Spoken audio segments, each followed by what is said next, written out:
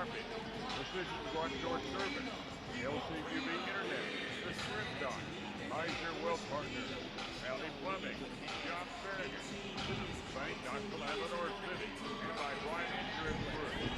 Now the voice of the Farragut Admirals, Gary Gerhardt. Well, good evening. Welcome into another night of Farragut High School Hoops, District 4 4A action from Hardin Valley Academy as the Admirals and Hawks match up for the second time this season. It'll be the girls, of course, to get us started, and the Lady Admirals looking to rebound after taking one on the chin on Friday night at Bearden. A 72-41 loss, after which Coach Mayfield said that Bearden just far and away was the tougher team. And so it's sort of a challenge, I think, thrown down to the Lady Admirals tonight to show some toughness, some resolve, and bounce back in a big-time way against another big rival in the Lady Hawks, whom Farragut defeated back on December 5th by a score of 57-40. In that matchup, the Lady Admirals were led by KJ McNeely's 17 points. Farragut opened up a substantial halftime lead at 35-15 in that earlier matchup. They led by 16 going to the fourth and won it by 17. So essentially the game was won in the first half, and in particular in the second quarter when Farragut outscored Hardin Valley 22-6, again opening up what was a 35-15. I may have misspoken. It was a 20-point halftime lead for the Lady Admirals, who were then outscored 16-12 in the third quarter. Farragut with a slight 10-9 advantage in the fourth for the 57-40 win. That was the District 4 4A opener. The Lady Admirals falling for the first time in district play Friday night at Bearden, so they're now 5-1 in the district, 12-8 overall. Hardin Valley, meanwhile, is coming off a 49-43 loss at home to Oak Ridge on Friday night. That dropped the Lady Hawks to 9-10 overall, 2-4 in district play. Coming up later on, it will be the boys, of course, and Farragut's guys are in a similar situation to the girls, looking to get up off the mat after having absorbed a haymaker Friday night at Bearden. Farragut falling by 41, I believe it was, in that game, as it was just all Bulldogs. And the alarming thing, by 40, 71-31 was the final Friday night. The alarming thing, of course, is just the 31 points. Bearden obviously very tough defensively, but in order for Farragut to score only 31 points, which was 18 below their previous season low, obviously the Admirals did not run their offense the way Coach Burris intended. It was you just have to give credit both to Bearden defensively, but also to be realistic about the fact that Farragut should be better than that offensively. And so tonight, it's a chance to bounce back, like the girls, a chance to bounce back against another rival in Hardin Valley. And the Hardin Valley boys playing their best basketball of the season, as they're coming off back-to-back district wins over Ray County 79-61 a week ago. And then Friday night, they did Farragut a favor, defeating Oak Ridge by a score of 70-63. That dropped the Wildcats into a tie, or kept Oak Ridge in a tie with Farragut for second place in the district. But again, it's the Hawks that are certainly playing a whole lot better of late. Their only two district wins after going 0-4 to begin district play, again, their most recent games. So Coach Andy Arndt and his Hawks at 12-8 overall, 2-4 in the district, taking on Coach Burris's Admirals, who are 14-7 overall, 4-2 in district play. We're having the introduction of the starting lineups, and the Lady Admirals as the visitors in the road black. Dark numerals outlined in gray being introduced first. And now, looks like we're going to have the same starting five we had the other night, that being senior Lily Mullins, 5'4", also for Farragut. Number 4, freshman Jana Carbaugh. Number 20, Trinity Curry, a 6-foot senior. Number 22, KJ McNeely, 6'1", a senior. And let's see, who am I missing? Zoe Porter, 5'5", a junior, also in the starting lineups. Hardin Valley, coached by Jennifer Galloway, being introduced. Sarah Galloway, number 12. Number 23, Elena Lineberry. She's a sophomore. Number 25, Holly Lindsay, is a junior. Number 11, Marley Edwards, a junior. And number 34, Audrey Reen, a 6-foot sophomore. Reen did most of the damage in the earlier matchup with Farragut, scoring 17 of Hardin Valley's 40. Farragut, again, was led by KJ McNeely, who had 17. KJ was also Farragut's leading scorer the other night against Bearden. She was outstanding. KJ was outstanding against Bearden with 23 points and showed some real leadership. We are full speed ahead as McNeely jumping for Farragut, and the black-clad Lady Admirals will control the opening tip-off. Appreciate you joining us, whether in the greater Knoxville area on FM 105.3, West 105, around the world, WFIV.com, or the Admiral video stream. Nick Blankenship behind the camera. Just go to YouTube and search for Farragut, or 105.3 WFIV. Farragut Admirals basketball will probably land you in the same spot as well. FarragutBasketball.com, by the way, provides a direct link to our YouTube channel. Farragut with the first possession. Hardin Valley, of course, in the home white with the powder blue numerals outlined in navy. Farragut looking inside against a, looks like probably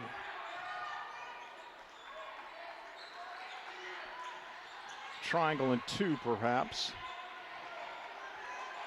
Maybe box. No, it's going to be triangle. They're chasing KJ for a three-pointer out top. Good.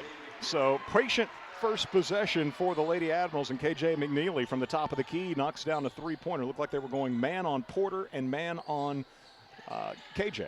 Looked like Hardin Valley walked twice in front court, no call. Lady Hawks Galloway will set up the half-court offense. Hardin Valley coached by Jennifer Galloway, the only coach in history program, assisted by Tiffany Cantrell, Brianne McCroskey, Michelle Carlin, and Elsie Wilson. Shot up right side is no good, and then tipped out of bounds on the backside. It's going to stay with Hardin Valley. Farragut, of course, coached by Jason Mayfield, assisted by former Lady Admiral standouts Sue Kim and Madison Maples. Ball comes in top of the key, moving into the lane for a good look was Hardin Valley's Holly Lindsay. Couldn't connect, and then the ball kicks out of bounds, will belong to Farragut. Off the back of the rim, off the shoe, on Lindsay's short jumper in the paint. And so Farragut leading 3-0. Three-pointer by KJ McNeely, who brings it in front court, met by Lineberry. Curry hands to KJ. Three-pointer right side is online and good. Back-to-back threes for KJ to begin the ball game. One from the top of the key and the other from the right wing, and the Lady Admirals lead it 6-0. Into front court, Galloway double-teamed. Gives in the corner to Lindsay. Back to Galloway. Now out top to Reen. Reen driving on Curry to the right baseline. Off the window, good. Again, Reen was a handful in the first matchup, and she gets Hardin Valley on the board here with 5:30 to play. Opening quarter as Porter gets a good look from the right corner. Her three-pointer is off the back of the rim. Galloway grabs it for Hardin Valley, fires it ahead. Just did get it over Mullins, and down low, a shot up and no good by Hardin Valley's Lineberry, out of bounds to Farragut. So they got the ball ahead to Marley Edwards, and Edwards, recognizing the advantage down low with Lineberry, made the extra pass, but she was unable to hit from point-blank range, and Farragut gets the ball after it's knocked out of bounds. High post, Trinity Curry with it as Farragut leads 6-2. Gives to McNeely, working off Curry's screen. Three-pointer is going to be no good. Curry goes and takes the rebound away from Galloway. Here's Porter for three, out high, left side, no good, and the rebound tipped and controlled by Lineberry of Hardin Valley. Gives it up to Galloway. Galloway into front court, picked up man-to-man by Porter. Farragut drifts left. Looking inside, at least initially, spins on the perimeter. Porter stays with her. Galloway to the left baseline, comes to a stop, pivots, puts the shot up, won't go. Rebound put back by Lindsay. First time no good, second shot's rejected. Now out on the perimeter for a three-point attempt, no good by Edwards. Ball tracked down though by Reen, and Hardin Valley can reset. Approaching the midpoint of our opening quarter in the girls' contest with boys action to follow. Farragut having won both games against Hardin Valley in the district openers back on December 5th at Lynn Sexton Gymnasium. Boys game was very competitive. shot up from the free throw line, a little beyond it, is no good by Reen and rebounded away by Mullins. Ahead to Porter. Porter in front court, bounces it at the free throw line to Curry, and then Curry threw it right to Hardin Valley. Steal by Lineberry. Lineberry driving on Mullins in front court, and KJ blocks it from behind. Loose ball's picked up by Reen. Reen driving the lane will score with the left hand. Nice play by KJ. Defense, transition defense by KJ. But Reen had the ball land in her lap and made a beeline to the basket. She's got all 4 of Hardin Valley's points. 6-4, Farragut leading as Jana Carball over to Porter. Left wing, KJ McNeely. Curry screens, pick and roll action with Curry. Curry with the left hand, missed at the rim, and it's rebounded away by Reen. Nicely run by Farragut on the pick and roll, just failed to finish. Here's a three-pointer hoisted by Lindsay. Right side is good. Holly Lindsay knocks down the 3. Wow, public address over the top. Here at Hardin Valley with the decibel level.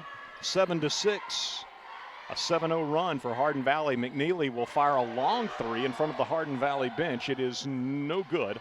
Lady Hawks with the rebound. Lindsay rebounded away. In front court, it's Galloway giving back to Reen at the top of the key. Curry on her as Reen picks up her dribble, goes left side. Inside now, Edwards releases a pass to Lineberry. Kick out to Reen for a 3 that is good. And that's going to be 7 points. 7 points for Reen, 10-6. Hardin Valley on a 10-0 run. McNeely being bumped as she moves right side towards the baseline, and they will call the first foul of the ball game.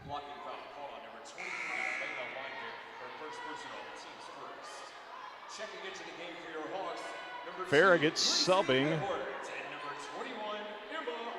in mass. Reagan Sheridan into the ball game. Anna Corum also for Farragut. McKenna Hartley, Raina Stiles, and Mullins actually is going to remain on the floor. Lily inbounds to Raina on the right wing. Stiles will hand it off to Mullins.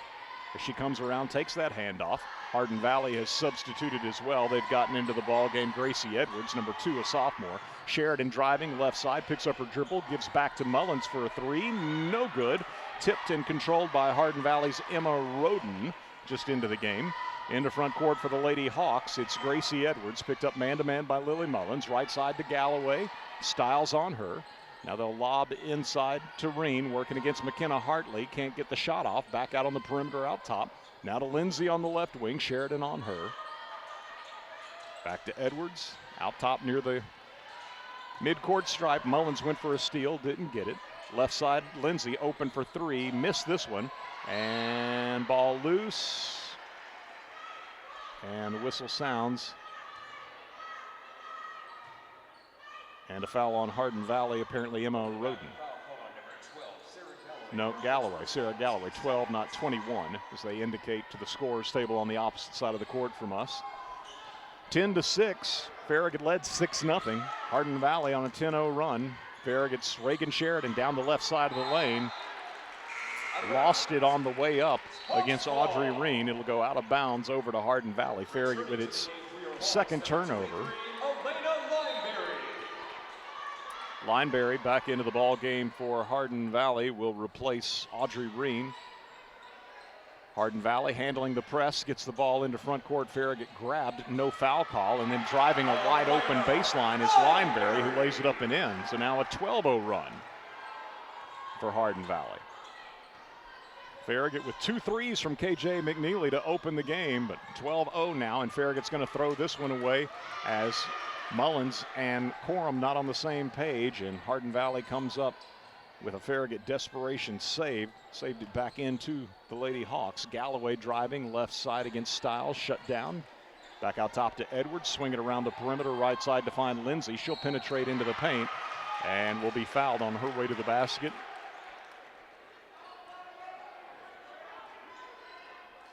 Shooting foul call on number 12, Reagan Sheridan. First personal, team's first. At the line, Reagan Sheridan picks up the foul. Her first, team first. First free throw of the ball game. Holly Lindsay of Hardin Valley, good. number 24, Bryn Williams. Galloway gets a breather. Bryn Williams checks in. Number 24, a freshman for Hardin Valley. Second toss for Lindsay, no good. And KJ McNeely, by the way, is checked back in for Farragut. Lady Admirals with the rebound. It'll be McNeely bringing the ball in front court.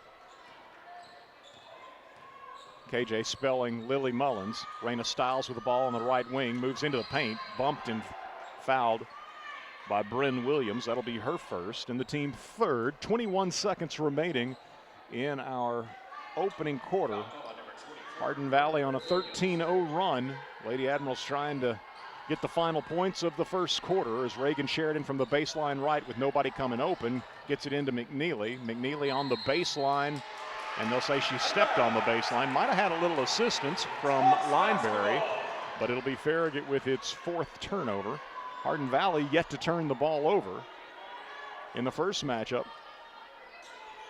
At least early on, Farragut very effective in turning the Lady Hawks over, but not so tonight. Now there's a steal at midcourt. McNeely poked it loose. Reagan Sheridan picks it up. 10 seconds to go, opening quarter. Sheridan drives into the lane, shot rejected. KJ picked it up and scored on a follow, but they wave it off and call a foul on Lindsay, I believe, of Hardin Valley. Nope, change that. It was 24, not 25. So Bryn Williams picks up her second. And Reagan Sheridan, as a result, to shoot two. Farragut trying to stop the bleeding. And Sheridan does that with a free throw. McKenna Hartley out of the ballgame. Trinity Curry in. Raina Stiles checks out as well. Jana Carball back in. Meanwhile, Reagan Sheridan, second free throw, short. Rebounded away by Reen. 3 seconds, 2 seconds. Galloway's not going to get a shot off as the first quarter comes to a close. But Farragut jumps out to a 6-0 lead. Hardin Valley then scores 13 in a row before Reagan Sheridan hit one of two free throws late to finish out the first quarter. And so your score as we head to quarter number 2 in our girls contest. The homestanding Lady Hawks of Hardin Valley 13 and your Lady Admirals 7. Back in 1 minute with second quarter action as you listen to Farragut High School basketball presented by Precision Garage Door Service on West 105. WFIV 105.3 FM, Loudon, Farragut, Lenore City. You're listening to West 105. You never think about your garage door until there's a little... Uh-oh. Oh, no. Or even the occasional... Now that can be good. That's why the pros at Precision Garage Door Service are available same day with fully stocked trucks to fix it fast. So we can turn uh-oh into... Oh my, wow. Precision Garage Door Service, the name you can trust. Fiber internet is faster and affordable now for LCUV electricity customers. Gig speed starting at $69.99 a month, Wi-Fi equipment included. Fiber broadband is the future. Don't be left lagging in the past. Get connected now at lcuv.com. Hardin Valley with the first possession of the second quarter. They'll go inside to Lineberry. Kicks it out into the right corner as driving along the baseline is Roden. And she apparently stepped on the baseline. And so a turnover late in the first quarter for Hardin Valley, their first. And now a turnover to open the second quarter. 13-7, Lady Hawks leading the visiting Lady Admirals of Farragut in this District 4 4A matchup. Farragut goes inside to Trinity Curry, surrounded, bumped, and the ball jarred loose, and Hardin Valley picks it up. Farragut with its fifth turnover. Other District 4 4A matchups tonight. Lenore City's at McMinn County, and Bearden is at Oak Ridge. Farragut double teaming Galloway and nearly had her tied up. Now the ball knocked loose, and it'll be McNeely picking it up after Carball knocked it away. And it's KJ all the way to the rim at the other end. Missed. Pretty good transition defense on the scramble drill by Emma Roden of Hardin Valley, making that difficult for KJ. Farragut unable to capitalize after forcing the turnover. Roden with the ball in front of the Farragut bench. Van Acker into the ball game for Farragut, by the way, at the quarter break on her defensively. Here's a baseline jumper turnaround by Reen that is missed. Farragut in front court. Porter takes the pass from McNeely. Her three-pointer is blocked. Ball picked up down low by McNeely, who lays it up and in. KJ catches the deflection down on the right block, wheels to the basket, and scores. She's got 8 of Farragut's 9. Lady Admirals need to find some points from other players as a foul called on Gabby Van Acker. I mentioned KJ really played well against Bearden on Friday night, but she just had so very little help. KJ scoring 23. Farragut's 41 points in that one. Hardin Valley going inside Doreen. Shot up over 2 defenders is good. Reen in the post scores for the Lady Hawks. She's got 9. 17 in the first meeting to lead Hardin Valley. She's got 9 of the Lady Hawks 15 as they lead at 15-9. Jana Carbaugh, Gabby Van Acker, Zoe Porter, McKenna Hartley, and KJ McNeely on the floor for Coach Mayfield as Porter has the ball out top, gives it up to KJ. KJ spins away from a defender, then goes inside to Hartley, ball knocked away. KJ saves it, moves into the paint. Can't get a shot off. Back out on the perimeter to Gabby Van Acker. Van Acker into the paint, in traffic, shot up off the back of the rim. Galloway with the defensive rebound for Hardin Valley. Up the right side in front court comes Sarah Galloway. Over on the left now to Lindsay. And a pass deflected out of bounds. Lily Mullins, Trinity Curry, and Anna Corum into the ball game for McKenna Hartley, Zoe Porter, and Jana Carbaugh. Van Acker and McNeely remain on the floor for Coach Mayfield. Galloway guarded man-to-man by Mullins. Tureen guarded by Curry. Trying to back Curry down into the low post, then shovels it back out to Galloway, top of the key. Galloway bounce pass inside, ball knocked away and off of Hardin Valley. I'll say touched last by Lineberry. From up here, that looked like that could have been called the other way, but they rule Hardin Valley touched it last after Farragut poked it loose from Lineberry. So the Lady Admirals with the basketball. Reagan Sheridan driving into the paint, all the way to the basket, got it to go. Reagan off the dribble. Scores her first field goal, and Farragut closes to within 4. Lady Admirals with some zone pressure. Hardin Valley able to get the ball across the timeline. Double teamed, gets it to Galloway. Galloway in turn to Reen, picks up her dribble, fires it cross court. 3-pointer by Edwards, in and out. Rebound, Hardin Valley had it, they lost it. And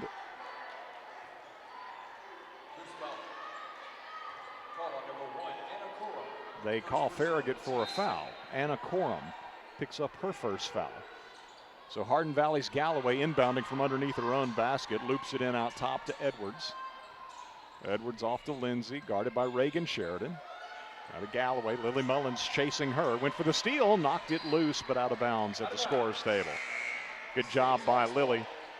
She showed flashes Friday night of that peskiness and toughness that Farragut really needs from Lily. As she can be a thorn in the opposition side on the defensive end. Lineberry double teamed in the post, back out top, almost a walk. Edwards was able to get rid of the ball to Lindsay. Lindsay drives towards the lane, fires on the right wing. Now they move the ball back left side as Edwards gives it up out top to Galloway. Shut down on a drive by Mullins. Returns the ball back out to Edwards. Patient possession by Hardin Valley. Up on Farragut, 15-11. Just under 4 minutes to play, second quarter. And Mullins with a steal, but was ruled on the baseline. Galloway trying to spin, and Mullins picked her pocket, but was standing on the baseline. Inbound feed off the baseline. Comes into Edwards. Edwards, extra pass out top to Gracie Edwards, and she knocks down the three. First, Gracie Edwards knocks down the three. KJ McNeely driving other end, lost her dribble, grabs it back, feeds Lily Mullins on the right wing for a three that's no good. Ball tipped out top. Reagan Sheridan's got it. Sheridan driving left, lost her dribble. It'll be picked up by Hardin Valley. Lady Hawks in transition. Lindsay all the way to the basket, missed the shot, but they'll say Farragut fouled her. Anna Corum picks up her second foul. 18-11, Hardin Valley by 7 with 3:12 to go in our first half. And Holly Lindsay Hardin Valley Jr., 1 of 2 from the line, sinks the first on this trip.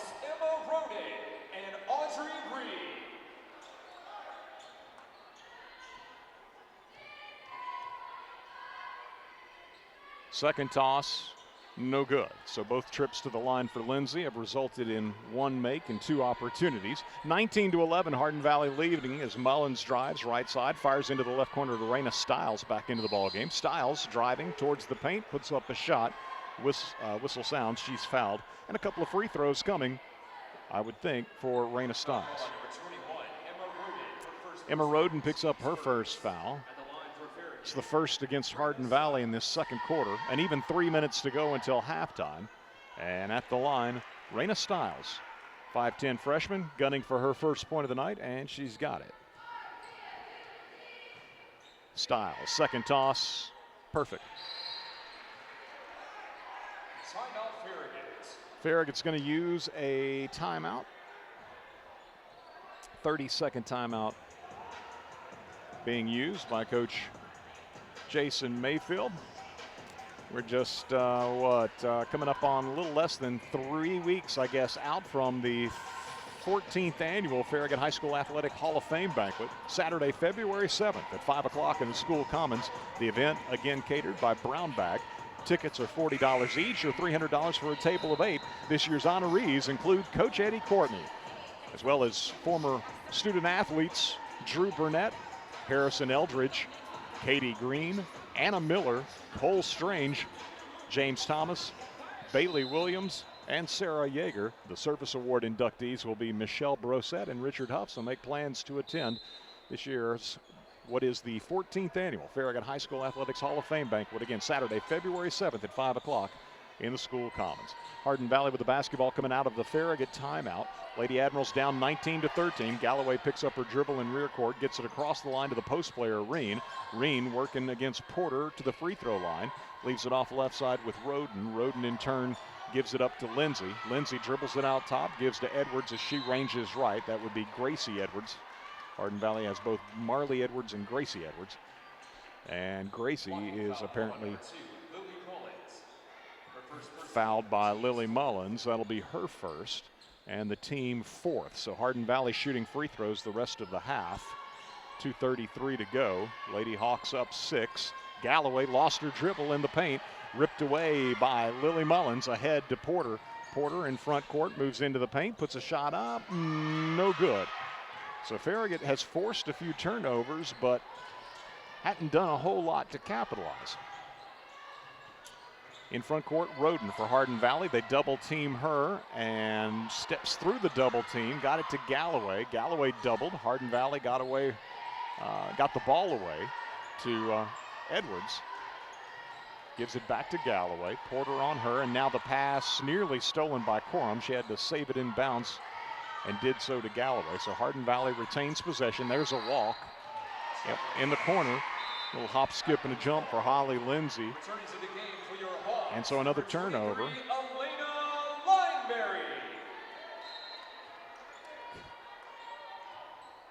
So that'll be the 5th turnover this quarter for Hardin Valley. The teams both having scored 6 points this quarter, 19-13. Hardin Valley leading. KJ McNeely on the right wing.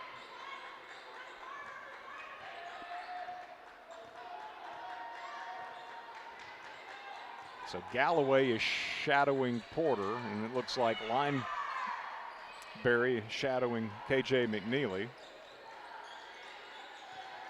Switching off, here's Corum driving, gives to Stiles, look like she might have walked. Pull-up jumper right side, rims out. Hardin Valley with the rebound. Lineberry grabs it, fires ahead to Roden. Roden down low to Reen, and Reen lays it up and in. Audrey Reen now with 11 points. Lady Hawks looking ahead, able to find Reen in a mismatch with a smaller Lady Admiral defender under the basket. Hardin Valley by 8. 45 seconds to go first half. Anna Corum, bounce pass high post to KJ. KJ spins, can't get a shot off against a double team. Porter open for a 3, no good, right wing, and the rebound goes to Lineberry. Hardin Valley's done a good job on the glass in this first half. limiting Farragut to one and done. 23 seconds to play until halftime, and Hardin Valley with an 8-point lead and the ball as they throw it right at the feet of Reen. Great job to control that pass, but now they throw it away down low as Lindsay can't handle it. Farragut needing to capitalize late here. Mullins tries a three from the right wing. It is no good. Reen with the rebound. 5 seconds to play. Reen into front court, threw it away. Mullins has the ball. Mullins will not get a shot off as the first quarter comes to a close. 21-13, the Lady Hawks leading the Lady Admirals by 8. And so Farragut struggling on Friday night to score against Bearden, which always employs a very tough matchup zone. And the struggles continue here in the first half against a Lady Hawks team, which Farragut defeated back on December 5th, 57-40. But Coach Mayfield always talking about the goal being to hold the opposition to single-digit output per quarter. It is Farragut which has been held to single digits the first 2 quarters here, trailing 13-7 at the quarter break. The Lady Admirals manage only 6 in quarter number 2, and they will trail by 8 at halftime, 21-13. Lady Admirals, of course, keeping Hardin Valley to single digits as well in the second quarter, but a 2-point advantage for the Lady Hawks in the quarter results in an 8-point halftime lead. Again, 21-13, our score at half in our girls contest between Hardin Valley and Farragut. So the Lady Admirals with some work to do in the second half. Let's step aside, get a 2-minute break for our sponsors. We'll return to take a look at the first half numbers on the other side of the break as you listen to Farragut High School Hoops, presented by Precision Garage Door Service on West 105, worldwide at WFIV.com, and the Admiral video stream on YouTube, 105.3 WFIV's YouTube channel. Leaky pipes. Oh no! Toilets clogged. Oh crap! Don't freak out. Just call us. Problem solved. Okay. No job too big. No job too small.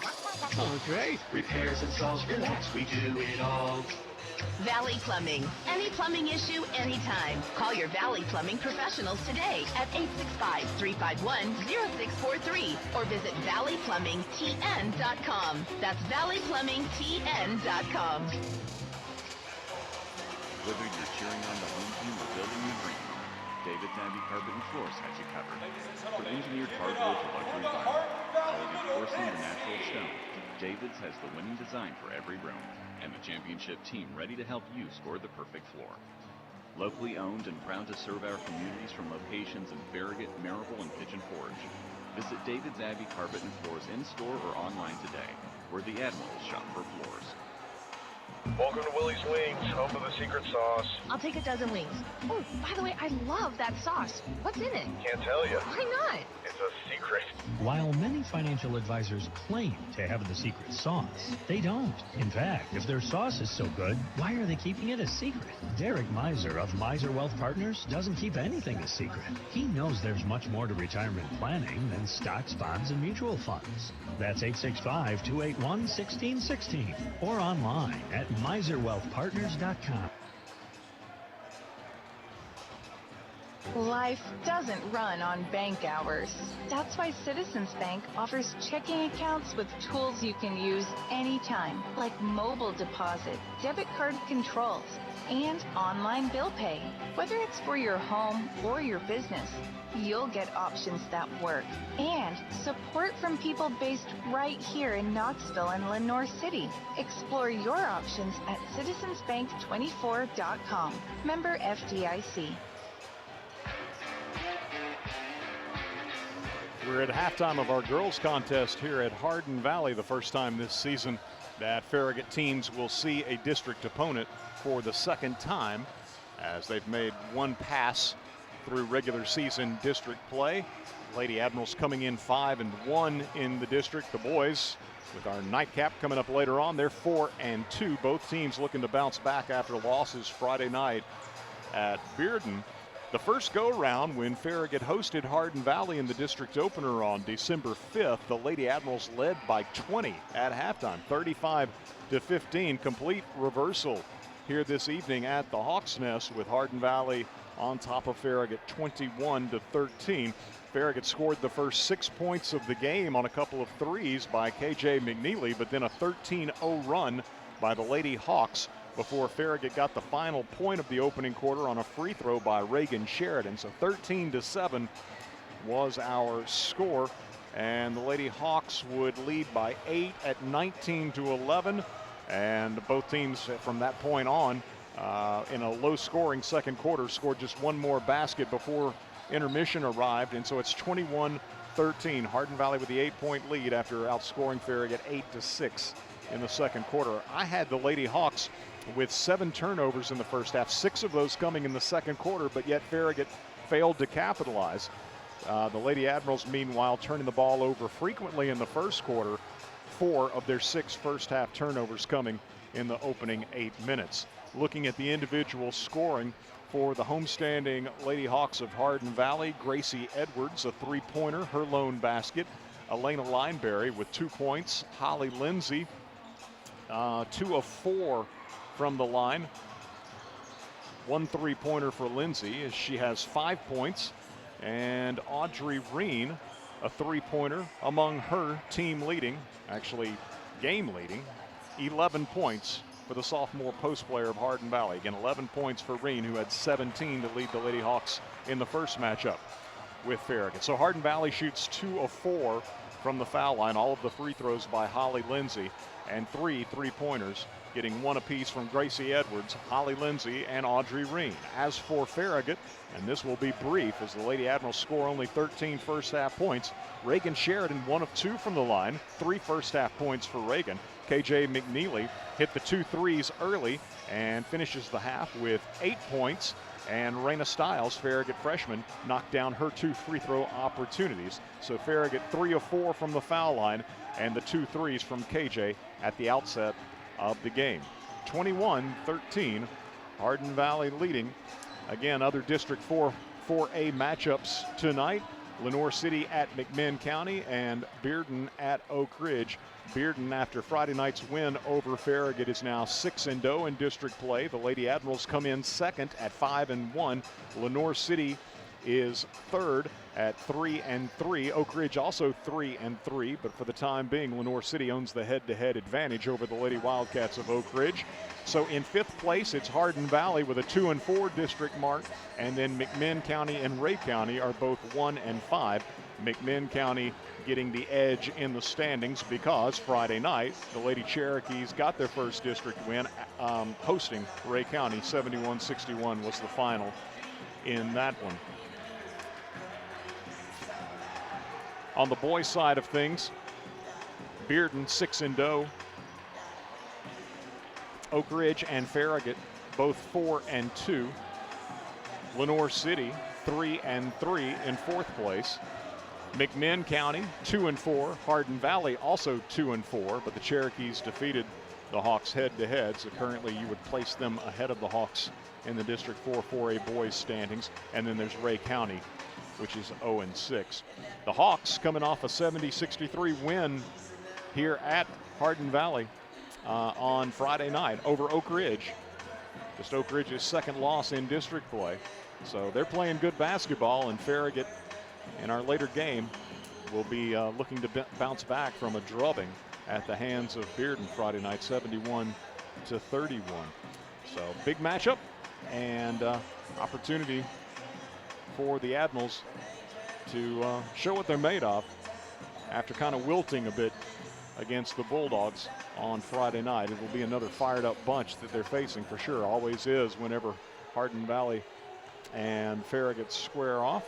So that should be a great boys game. You'll want to stay tuned for that. And we've still got a half to go in our girls contest. The Lady Admirals with some work to do as they trail 21-13 here at Hardin Valley. Back in 90 seconds with third quarter action in our girls game as you listen to Farragut High School Hoops, presented by Precision Garage Door Service on West 105. Banking should feel personal, and at Hearthside Bank, we make sure it does. With services designed for you, from everyday banking to complex loans, we're here when you need us. Visit our Farragut branch today and discover the difference of banking with a local team that is always within reach. Hearthside Bank, member FDIC, equal housing lender. Where do you go for shrimp straight from the Gulf, wild salmon, and the best clam chowder in the South? The Shrimp Dock, Knoxville's premier fresh seafood market. The Shrimp Dock has fish delivered from the Atlantic, Pacific, and Gulf multiple times per week. Whether it's fish on the grill for two or a shrimp boil tailgate party for family and friends, the Shrimp Dock is your home for fresh seafood and shellfish. Open at 10 a.m. Monday through Saturday and at 11 a.m. on Sundays. Like us on Facebook for the fish of the week and other weekly specials. The Shrimp Dock, Knoxville's premier fresh seafood market. Hey, it's Matthew Bryan with Bryan Insurance Group. For your home, auto, or business, we are proud to represent the top carriers, including Erie Insurance, recently ranked #1 for auto insurance by Consumer Reports, along with Progressive, Geico, Allstate, Travelers, Foremost, Berkshire Hathaway, and Chubb. So you can compare and choose the coverage that fits your life the best. Start your custom quote today at BryanInsurance.com. That's BRYAN Insurance.com. Bryan Insurance for every season of your life.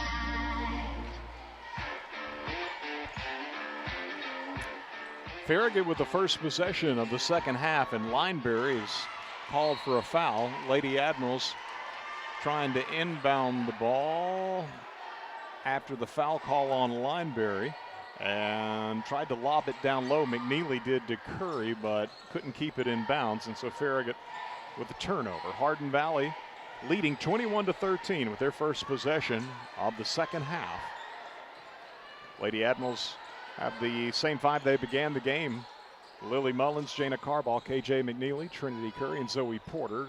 Galloway at the left elbow for Hardin Valley loops it right side to Marley Edwards. Edwards gives it up at the top of the key to Audrey Reen. Reen over on the left wing to Holly Lindsay. The other starter I haven't mentioned yet for Hardin Valley gets the ball down low. It's Lineberry, and her shot is rejected by McNeely. KJ picks it up, goes coast to coast, throws one up over her head in transition and drew the foul. KJ with a big defensive play at one end. Goes coast to coast, and that should be the third on Lineberry.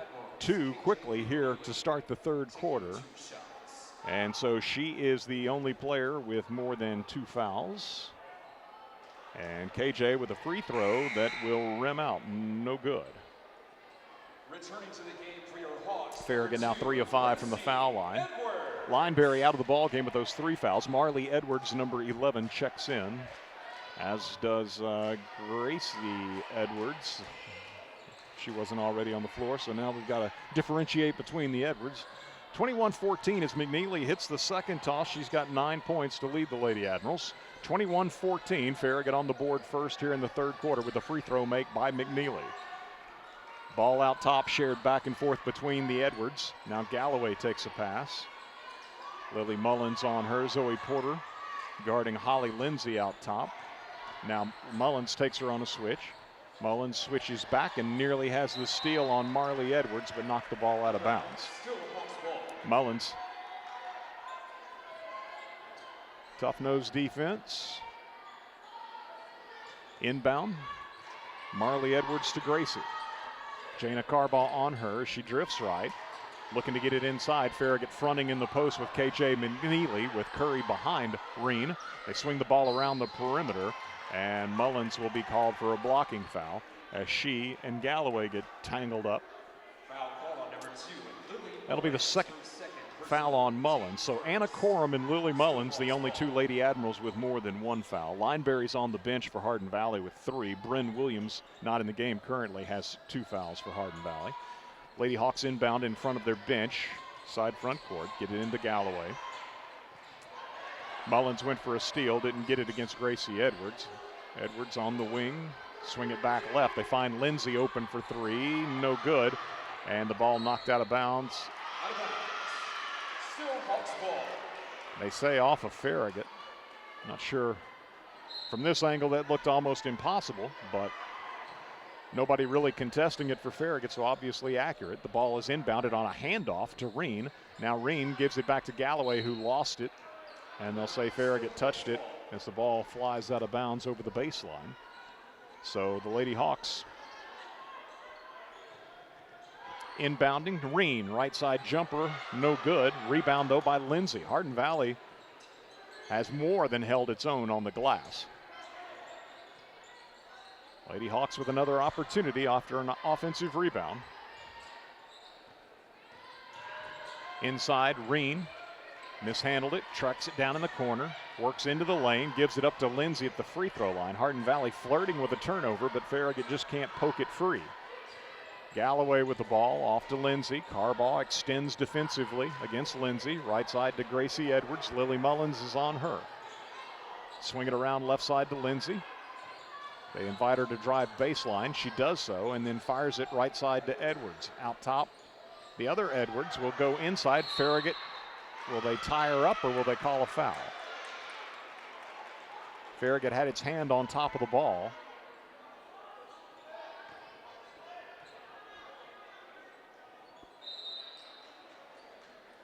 Never did indicate.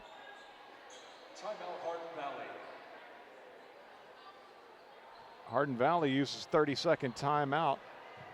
And it looks like the indication is that Jana Carbaugh was the guilty party for Farragut. So I think she picks up her first foul, although the scoreboard is showing her second.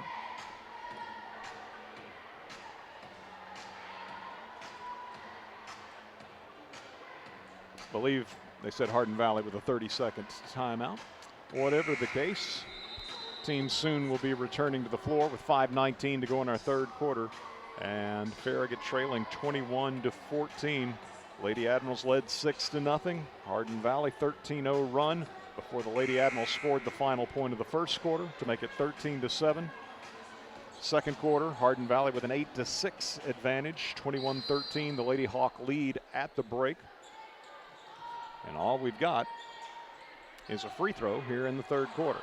Shot up right side, no good by Reen, but an offensive rebound by Lindsay, and she scores on a stick back. That's Hardin Valley's first points of the third quarter. And again, it's an offensive rebound, an extended possession for the Lady Hawks. This time they cash it in.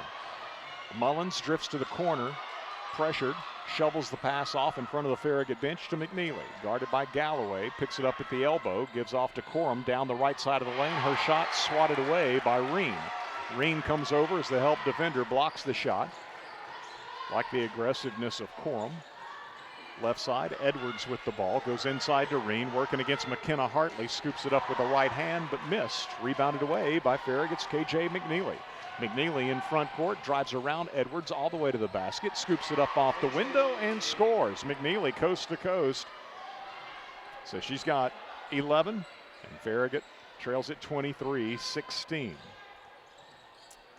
Edwards to Galloway in front court for Hardin Valley. Anna Corum in Galloway's hip pocket. Reagan Sheridan guarding Edwards. Ball goes inside, and losing the dribble is Reen. Farragut's Anna Corum on the deck, has it.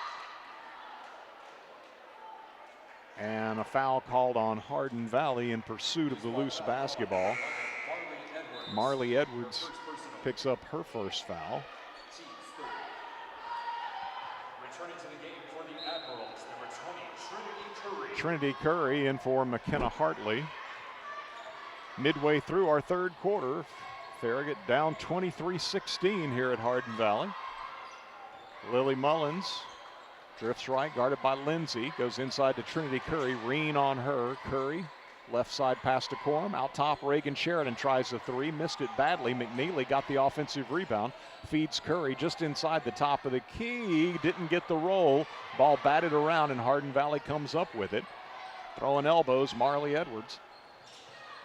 Leaves it off with Gracie Edwards. Now to Galloway. Galloway, pressured by Sheridan, spins away from her.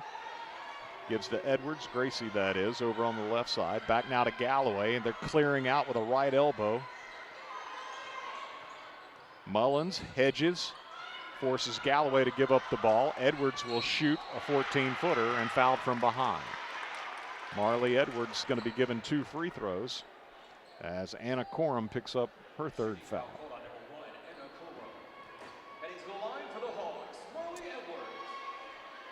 Free throw good by Marley Edwards. That'll be her first point of the night. She becomes the 5th Lady Hawk to score. Second toss is no good, but yet another offensive rebound by Holly Lindsay, who's got a handful of offensive boards tonight. So Hardin Valley extends. That was a walk, no call. Galloway gives it up to Gracie Edwards. Left side to Lindsay. Reagan Sheridan on her. Lindsay drives baseline. Gives in the right corner to Marley Edwards. Extra pass made to Gracie Edwards. Three-pointer good from the right side. 27. You just have to give up talking until public address is done. 27-16. An 11-point lead for Hardin Valley. 2:33 to play in our third quarter. Mullins to the right baseline, got a step on the defender, but miss on the scoop shot. Hit the underside of the rim, and Galloway bringing it into front court for Hardin Valley with 2:18 to go. And 2:18 to go in our third quarter. Hardin Valley is going to use a full timeout. So Coach Galloway asked for the timeout. We'll take a break as well. 30 seconds here for our sponsors. After telling you it's the Lady Hawks leading at home over the visiting Lady Admirals of Farragut 27-16 as you listen to Farragut High School Hoops on West 105. Shop Farragut loves Farragut sports. From football to basketball to baseball and softball, we love supporting our hometown teams. We also love it when you shop Farragut and support our hometown businesses. You'll find everything you want when you shop Farragut. So support our local businesses and shop Farragut every day. We got the big box of mom and pop, so many groovy restaurants. Shop Farragut. Lady Admirals down 27-16 here at Hardin Valley with 2:18 to go in our third quarter. Farragut has won 14 in a row over the Lady Hawks. And Hardin Valley first opened its doors. Farragut won the first 14 meetings. Hardin Valley then won 6 of 7. And Farragut again has won the last 14. So Lady Admirals with a 29-6 all-time lead in the series, but it's been pretty much all Lady Hawks since an early 6-0 lead for Farragut this evening. Now Farragut forces a turnover. It's KJ McNeely with a steal on the baseline. She'll go coast to coast yet again. Didn't get the roll this time. Ball knocked loose. Curry comes up with it, wrestled it away, gives to Mullins. Mullins to Corum. High post to Curry. Curry to Reagan Sheridan out top as Farragut sets up the half-court offense. Inside, Curry with the ball, spins left and knocks it home off the window. So Curry inside for Farragut scores her first basket of the night. That's a promising development. Powered it up against Reen. 27-18, Farragut by 9. Hardin Valley in front court. Lindsay has it batted away, grabs it back, feeds Gracie Edwards. Edwards, right side, exchanges it back and forth with Roden. Now Galloway sliding left to right, takes a pass at the elbow. Shovels it right back out top to Emma Roden. 1:10 to go third quarter. Gracie Edwards with the ball, given to Roden. Barely controlled the pass before losing it out of bounds, but did grab it back. Goes inside to Reen, spinning against Curry. Left it short at the rim, and McNeely grabs the defensive rebound. Fires it ahead to Reagan Sheridan. Sheridan goes up with a shot, scores, and was fouled. Great outlet pass by KJ McNeely. McNeely with the defensive board. The beautiful look ahead. Reagan Sheridan, good finish through contact. And now an and one opportunity. Emma Roden with the foul.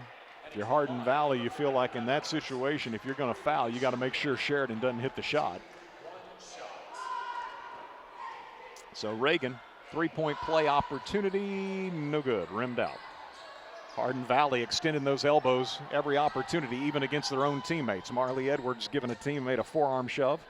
So 27-20, Galloway down the right side of the lane. Spins into the paint, looked like she walked, no call. Left corner three is going to be no good. Reagan Sheridan goes and gets the miss. Now Reagan picks it up in rear court, exchanges it with Trinity Curry as Reagan gets the ball back, drives into the lane, fires it off on the left wing to Jana Carbaugh for a three, good. Lady Admirals on a little bit of a run as Carbaugh hits her first basket of the ball game, 27-23. Lady Admirals closed within 4. Galloway approaching midcourt. Fires across the line to Edwards. Edwards went to line ball. Looked like she had a running start as she received the pass. Out top, ball knocked away, but grabbed back by Lindsay. Three-point shot then put up by Marley Edwards at the horn is no good off the back of the rim.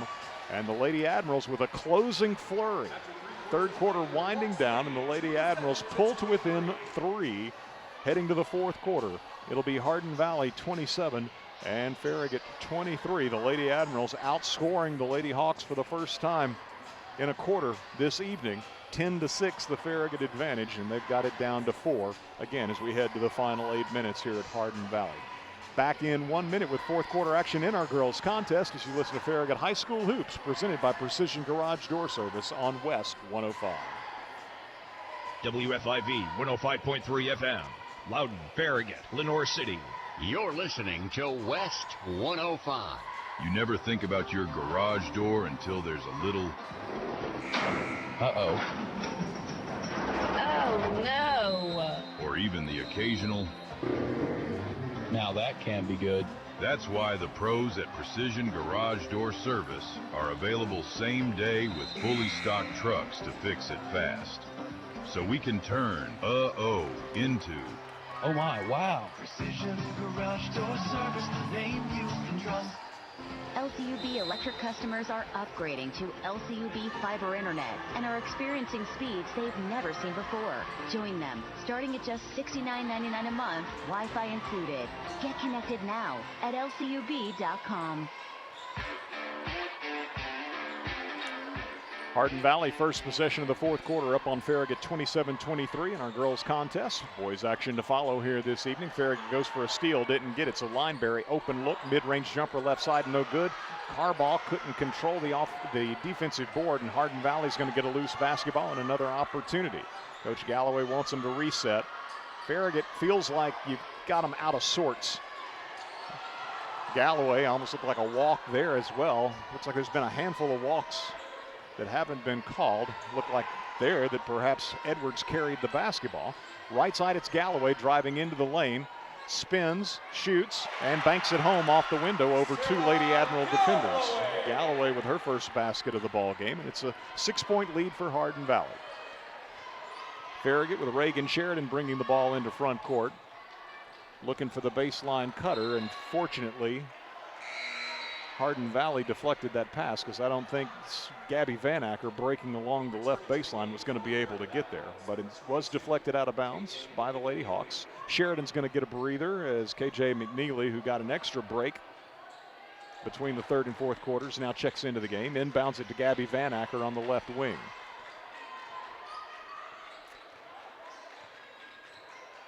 Lineberry on KJ. KJ to the free throw line.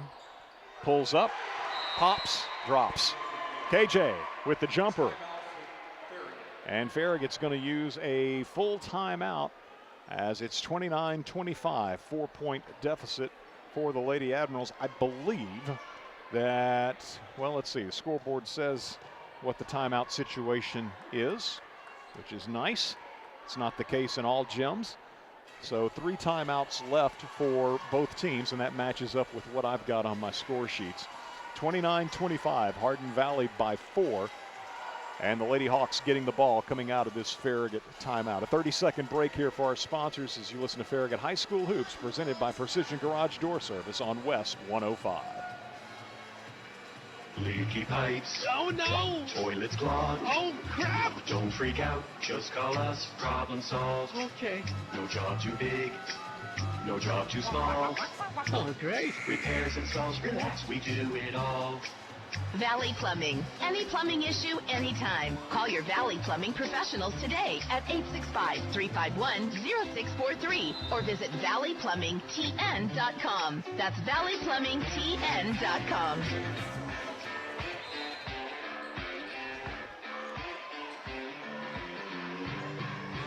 Coming out of the timeout, Hardin Valley with the basketball, leading Farragut 29-25. Lineberry off to Galloway. Left side, Edwards driving against Raina Stiles, and now gave the ball off, and Farragut with a steal as KJ McNeely slid in front of Lineberry and controlled the basketball. Finds Gabby Van Acker left side for a 3, no good, and Reen with a rebound. Farragut hasn't done much when it's turned Hardin Valley over tonight. They've been on the brink of turning Hardin Valley over, it feels like, as many times as they've actually gotten the ball. That's a walk. Lineberry. Yeah, there's the ball thrown out of bounds, so Farragut will get it nonetheless. It's Farragut ball.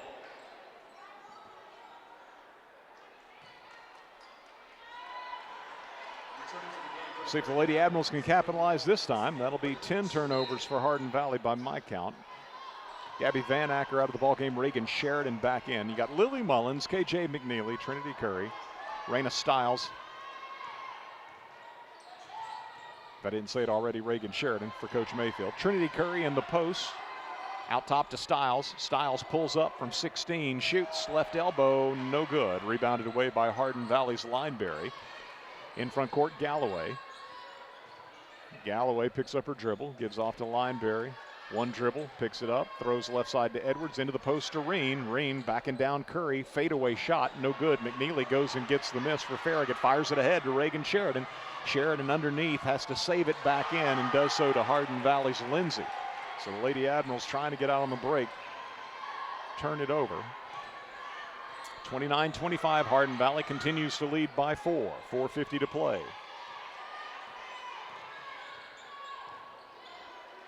Edwards, guarded by Stiles, man-to-man, right side to Galloway. Reagan Sheridan matching up on her. Reen, top of the key, one dribble, picks it up. Curry closes in defensively. Now the pass inside to a cutter is stolen away by Lily Mullins. Mullins with the steal for the Lady Admirals. Leaves it off with KJ McNeely as Farragut sets up the half court. McNeely drifts left, picks up her dribble. Bounce pass into the post to Trinity. Trinity working around Reen. In there, won't go. KJ crashing the glass and knocked out of bounds off of Hardin Valley. Anna Corum for Raina Stiles in the Farragut lineup. 4:18 to play. Lady Admirals Reagan Sheridan inbounding from the baseline right. Into KJ, wide open look for three, no good. Anna Corum sneaks in, backside, got the rebound. Could have shot on the baseline, instead feeds Mullins on a cut, and Lily's shot is blocked. Scooped it up, and Elena Lineberry for Hardin Valley was there to block the shot. She's now going to check out of the game as Gracie Edwards enters the lineup. Reagan Sheridan inbounding once more into Lily Mullins on the right wing. Mullins to Reagan. Reagan into the paint, through the paint, scoops up with the left hand, no good. KJ goes and gets the rebound for the Lady Admirals. Great play by McNeely. Now KJ is going to need some help on the wing as she picked up her dribble. Able to bounce it off to Lily Mullins. Mullins looks to Coach Mayfield. Here comes a double on Lily, driving baseline.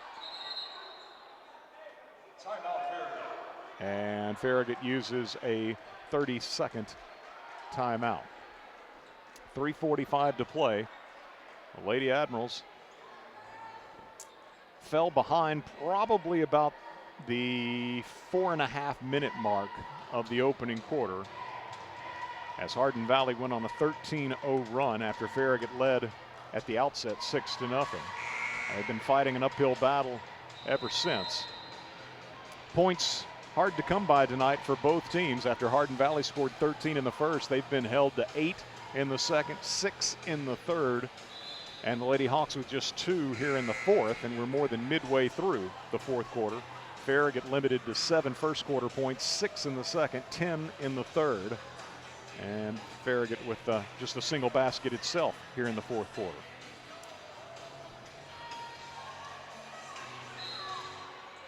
Coming out of the Farragut timeout, Lady Admirals lobbing it down low from McNeely to Curry. Trinity having to chase it down on the left baseline, gives it out top to Anna Corum. Hardin Valley man-to-man, it would appear, as Mullins is pursued by Marley Edwards. Curry at the high post finds the cutter, McNeely, and KJ lays it up and in. Nicely done as McNeely with a cut, off ball, and Curry, perfect feed. KJ's now got 15, and Farragut closes to within 2. Galloway with the ball, high post, Reen. Reen has the ball knocked away, and Farragut fouled to do so.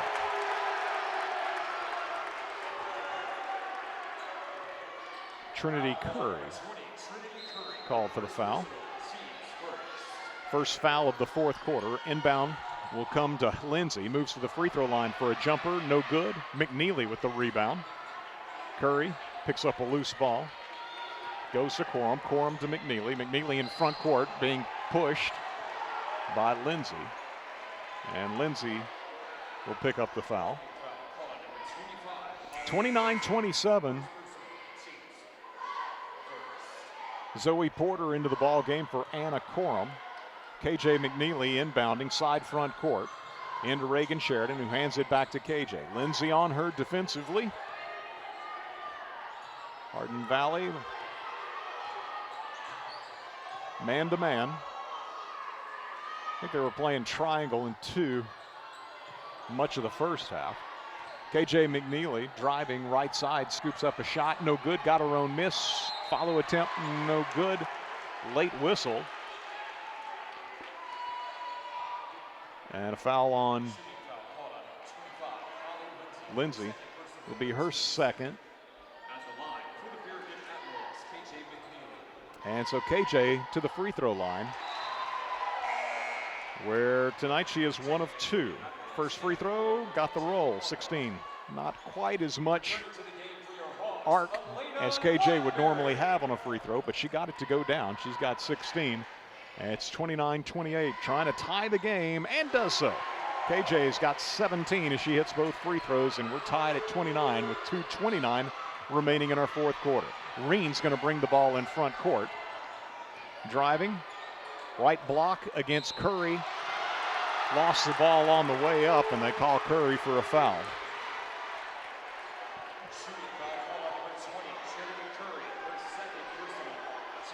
Curry called for her second foul, and the second on Farragut. Both teams have 2 fouls this quarter.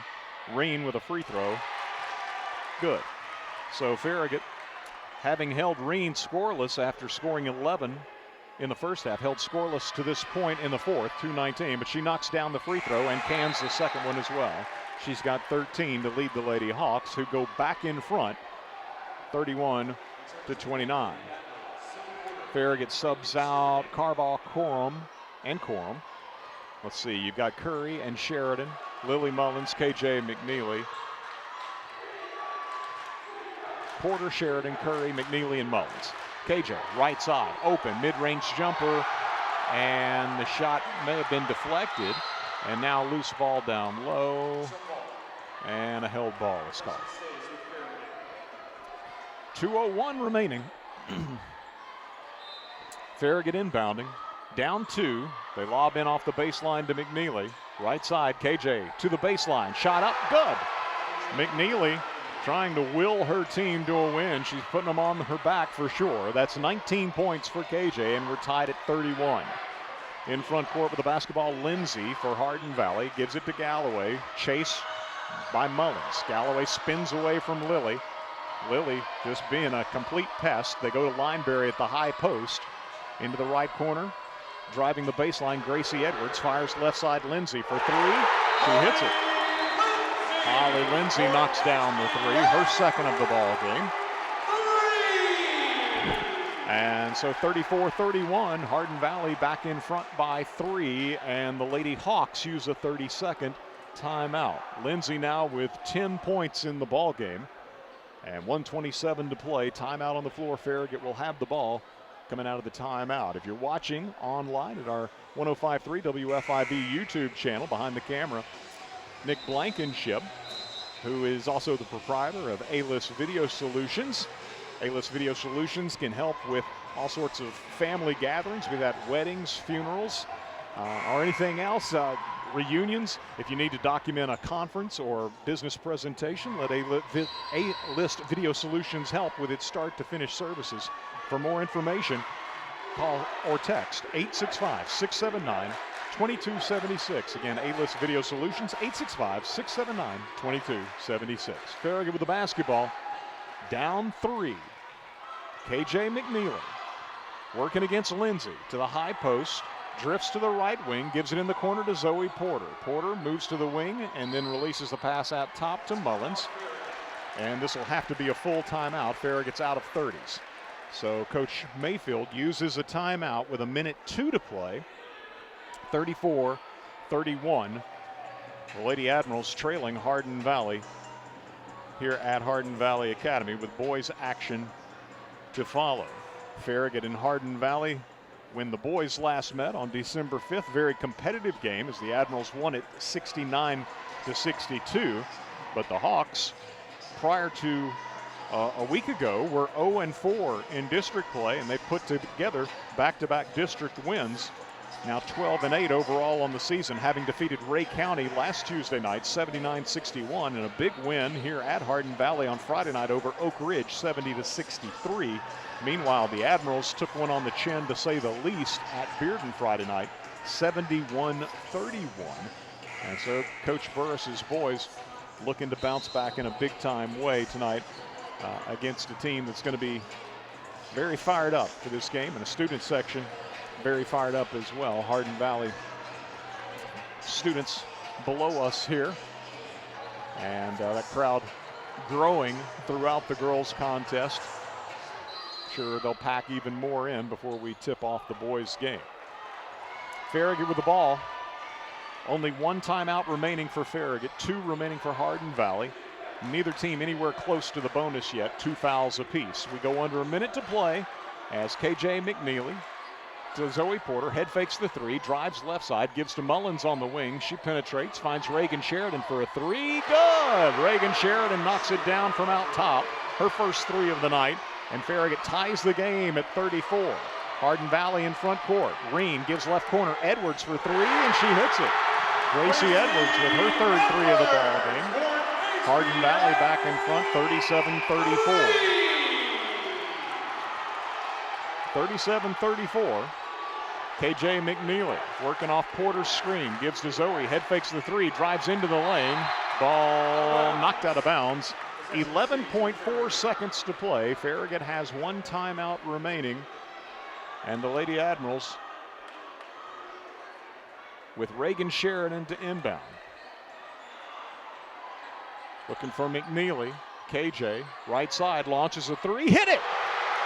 We're tied as McNeely drains a 3 in front of the Farragut bench with 7.1 seconds remaining.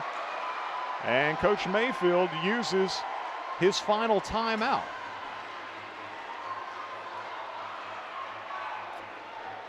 So 37 apiece. Big 3s made here late by Reagan Sheridan and KJ McNeely. Hardin Valley knocking down big 3s with Gracie Edwards and Holly Lindsay. But Farragut has battled all the way back from basically a game-long deficit to tie the game on multiple occasions. 29 all, 34 all, and now 37 all with just 7.1 seconds to play. So Coach Mayfield uses the timeout. Farragut does not have any remaining. Hardin Valley has 2 timeouts remaining. Both teams have 2 fouls, so the Lady Admirals can foul and make Hardin Valley repeatedly have to inbound the basketball. You look at Farragut's foul situation. Anna Corum has 3. Lily Mullins has 2. I believe Jana Carbaugh has 2. Trinity Curry has 2. So you don't necessarily have to be worried about which players give the fouls. And Hardin Valley's got to get the ball up the length of the floor. And the Lady Admirals sending back out Anna Corum, Lily Mullins, Reagan Sheridan, Jana Carbaugh, and KJ McNeely. So with a timeout call, Coach Mayfield able to get Corum, a good defender, in as well. And now Hardin Valley seeing Farragut's alignment versus what the Lady Hawks put on the court. They'll use a timeout, and Coach Galloway will be down to 1 timeout remaining. 13-7, Hardin Valley led after 1. The Lady Hawks were up 21-13 at halftime. They led by 4. Farragut with a bit of a flurry at the end of the 3rd quarter.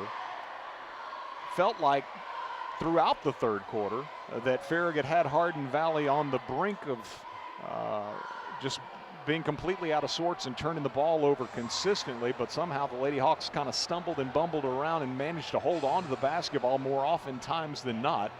But Farragut did close with a bit of a run at the end of the third to pull to within 4, 27-23, and have made up ground here in the fourth as Farragut has scored 14 points to the Lady Hawks 10. Hardin Valley with the ball, 7.1 seconds remaining. Reen will inbound. They've got Lineberry, Galloway, Edwards on the floor. Inbound to Galloway. Galloway and Farragut tried to give the foul. They didn't call it. And now Farragut pushes and fouls, and you got to be worried about a deliberate foul. 1.2 seconds. So Hardin Valley got the ball into front court. And with 1.2 seconds to play, as Mullins gave the foul. Farragut tried to foul in rear court. It looked pretty obvious, but the official did not oblige with the call. It may have actually helped Farragut because it ran perhaps another second and a half off the clock. And so now Hardin Valley has the ball side front court. They ought to be inbounding just over in front of the scorer's table. So up from their bench. But no timeouts remaining for Hardin Valley, so they got to be able to get the ball inbounds. And of course, they've got some three-point shooters. Gracie Edwards has hit 3 from long range tonight. Holly Lindsay has connected for 2 from long range. And then you also think about perhaps lobbing it inside to Reen for a quick shot because she's most effective around the bench and seems to be able to lower her shoulder and basically just power the defender out of the way and get a shot up. So those are some likely suspects, although it looks like Reen's going to be inbounding right in front of the Hardin Valley bench, a little farther into front court than I expected. So Reen to inbound, and it's Gabby Van Acker on the ball. Those long arms. Comes in, McNeely knocks the ball out of bounds, and the clock goes down to 0.6 of a second. Knocked it into the Hardin Valley bench. So Farragut trying to defend the final 0.6 of a second and send this game to overtime. Lineberry looking to get the ball in, threw it right to McNeely. Her heave from midcourt, or beyond, obviously well beyond midcourt, is well shy. And we head to overtime. And so Farragut gets the steal on the inbound. And we head to an extra 4-minute overtime session as the Lady Admirals come off the mat to tie the game at the end of regulation, 37-all. A 1-minute break for our sponsors. We'll return with the overtime session after this as you listen to Farragut High School Hoops presented by Precision Garage Door Service on West 105. WFIV 105.3 FM, Loudon, Farragut, Lenore City. You're listening to West 105. Looking for a mortgage that fits your needs? At Hearthside Bank, we offer a variety of mortgage solutions to help you get into your dream home. Whether you're a first-time home buyer or refinancing, our team is here to guide you every step of the way. With competitive rates, personalized service, and flexible terms, we have the right mortgage for you. Visit us today and let's make your homeownership dreams a reality. Hearthside Bank, member FDIC, equal housing lender. Hey, it's Matthew Bryan with Bryan Insurance Group. For your home, auto, or business, we are proud to represent the top carriers, including Erie Insurance, recently ranked #1 for auto insurance by Consumer Reports, along with Progressive, Geico, Allstate, Travelers, Foremost, Berkshire Hathaway, and Chubb. So you can compare and choose the coverage that fits your life the best. Start your custom quote today at bryaninsurance.com. That's BRYAN insurance.com.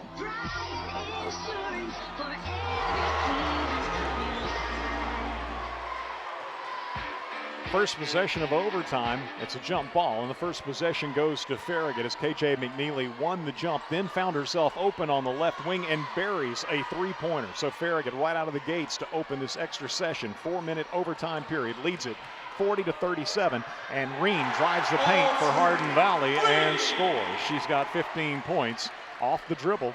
Reen drives the lane and scores to pull Hardin Valley to within 1 at 40-39. Both teams with one timeout here in the extra 4-minute session, and the fouls carry over from the fourth quarter. So Farragut's got 3 fouls, Hardin Valley's got 2. McNeely, right side 3, no good, got her own miss, and spinning in the lane is going to be tied up. KJ, you could hear her crashing to the deck. Hopefully she's all right. Rubs the back of her head. That was her head that hit first. That hit hard, and of course the alternate possession with Farragut having won the jump to begin overtime belongs to Hardin Valley.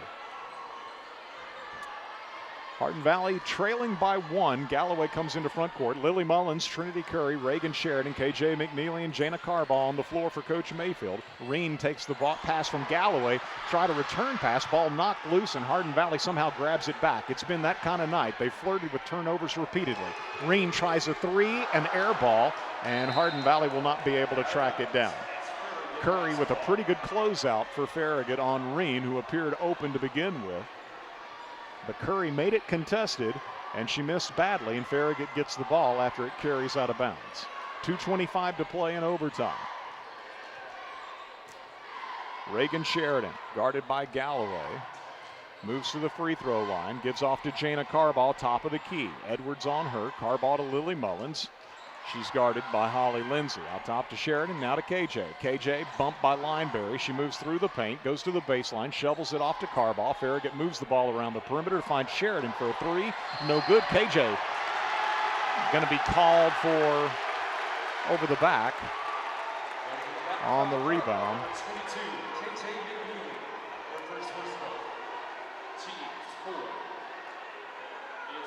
Basketball. First foul on KJ. Hardin Valley gets the ball back.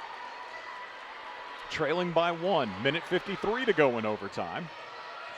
Galloway pushing off with that right arm as she's done all night. And here's pushing off with the other arm. The left arm will be Edwards as she comes back left side. Now into the lane. Lindsay wide open. Kisses it off the glass. Good. Lindsay's got 12. 41-40. Hardin Valley in front. After Lindsay's basket, the paint just came wide open for Lindsay on the drive. Sheridan driving to the basket, puts it up off the window, no good. Rebounded away by Galloway. Farragut had no one under there to rebound. Now Galloway picks up her dribble, gives to Lineberry, top of the key. Lineberry off to Galloway. Mullins trying to get the steal from behind. Galloway open for a 3, back iron, rebound McNeely. A minute to play. Farragut trailing by 1 in overtime as McNeely brings it in front court, goes behind her back all the way to the basket and fouled.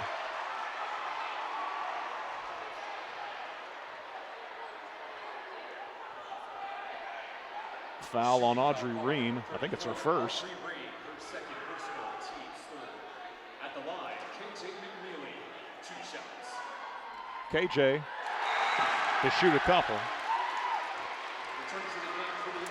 Farragut's got 4 fouls, Hardin Valley 3, so the Lady Hawks in the bonus the remainder of this overtime period. 56.6 seconds to play. McNeely misses on the first toss. The second one, no good. Farragut's Curry got the rebound and bounced it off of Hardin Valley. Great play by Curry. Tipped it, kept it alive, finally grabbed it, and with Reen right there in front of her, was able to deflect, or right beside her, was able to deflect it off of her out of bounds. And so Farragut will inbound off the baseline after Curry's nice play to McNeely. McNeely working against Lineberry. Up and under move, shot was blocked. Hardin Valley comes up with it, still leading by 1 with 40 seconds to play. A double team in rear court. Lindsay now double teamed at midcourt, and Farragut reaches and fouls. Lady Admirals fouling purposefully. Number 20, Trinity Curry, her 3rd personal. So that's going to send Hardin Valley to the line as Curry picks up her 3rd foul. 38.6 seconds to play. Heading to the line for the Hawks, Holly Lindsay, taking 2 shots. Lindsay is 2 of 4 from the line tonight. Hit the first on both trips, and she does so again. 13 for Lindsay, and it's a 2-point lead for Hardin Valley. 42-40. Lindsay, Hardin Valley Jr., second toss is good. And the Lady Hawks lead it by 3. 43-40. Farragut led 40-37.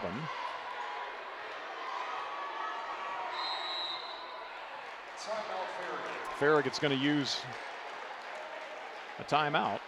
Its only timeout here in overtime. So it was McNeely who had hit a 3 late in regulation, hitting a 3 to open the fourth quarter. So Farragut up 40-37. But since then, it's been Audrey Reen with a basket. Holly Lindsay on a drive into the paint, knocked it home off the window, and then just seconds ago, Lindsay goes to the line in a bonus situation and hits both free throws. So 6-0 run for Hardin Valley after Farragut scored first to open overtime. That 40-37 lead for Farragut at the outset of overtime. The first time Farragut had led since early in this game. But Hardin Valley has not wilted, 6 in a row. And the Lady Admirals with no timeouts remaining. Hardin Valley in the bonus. Farragut's 2 Hardin Valley fouls away from being in the bonus. The Lady Admirals return to the floor with Reagan Sheridan, KJ McNeely, Zoe Porter, Trinity Curry, and Lily Mullins. KJ driving right side. Shoots a 3 out top. Bang! KJ, another huge three-pointer. 28 points now for McNeely. We're tied at 43. 8 seconds to play. Into front court. Galloway pushing off on Mullins. Gives to Reen. Reen working against KJ. Can't get a shot off. And we're going to a second overtime. Great defense by the Lady Admirals. They didn't foul. Hardin Valley could not get a clean look. The ball shared amongst 3 different Lady Hawks, but every one of them was suffocated by Farragut. And it's 43-43 as we head to a second overtime. KJ McNeely with a huge 3 late in regulation to send us to overtime, and another huge 3 at the end of overtime to produce overtime number 2 coming up in 1 minute. Back with that overtime as you listen to Farragut High School Hoops, presented by Precision Garage Door Service on West 105. Whether you're cheering on the home team or building your dream home, David Thamby Carpet and Floors has you covered. From engineered hardwood to luxury vinyl, elegant porcelain to natural stone, David's has the winning design for every room and a championship team ready to help you score the perfect floor. Locally owned and proud to serve our communities from locations in Farragut, Marable, and Pigeon Forge. Visit David Thamby Carpet and Floors in-store or online today, where the Admirals shop for floors. Whether you're managing a household or running a business, Citizens Bank has a checking account built for how you bank. Choose from personal and business options with digital tools like mobile deposit, bill pay, and merchant services. Plus, support from a local team in Knoxville and Lenoir City that understands your goals. Learn more at citizensbank24.com. Member FDIC. Farragut wins the jump with McNeely, and McNeely penetrating, left it on the baseline, left side for a jumper by Curry. It was no good. Hardin Valley comes down court, and Marley Edwards knocks down a 3. Her first field goal of the night, a 3-pointer from out top. And Hardin Valley scores first in the second overtime, 46-43 our score. Jana Carball, Reagan Sheridan, Lily Mullins, Trinity Curry, and KJ McNeely. Here's Sheridan driving the lane and scoring from the left side. Reagan now with 10 points. Farragut pulls to within 1. Galloway in front court. Mullins pressuring her, gives it off to Reen, guarded by Curry. Reen at the top of the key, wants to work her down in the paint, cannot. Good defense by Trinity. Reen in the paint a long time, gives it off to Holly Lindsay, circles on the right baseline, guarded by Reagan Sheridan, and returns the ball out top to Galloway.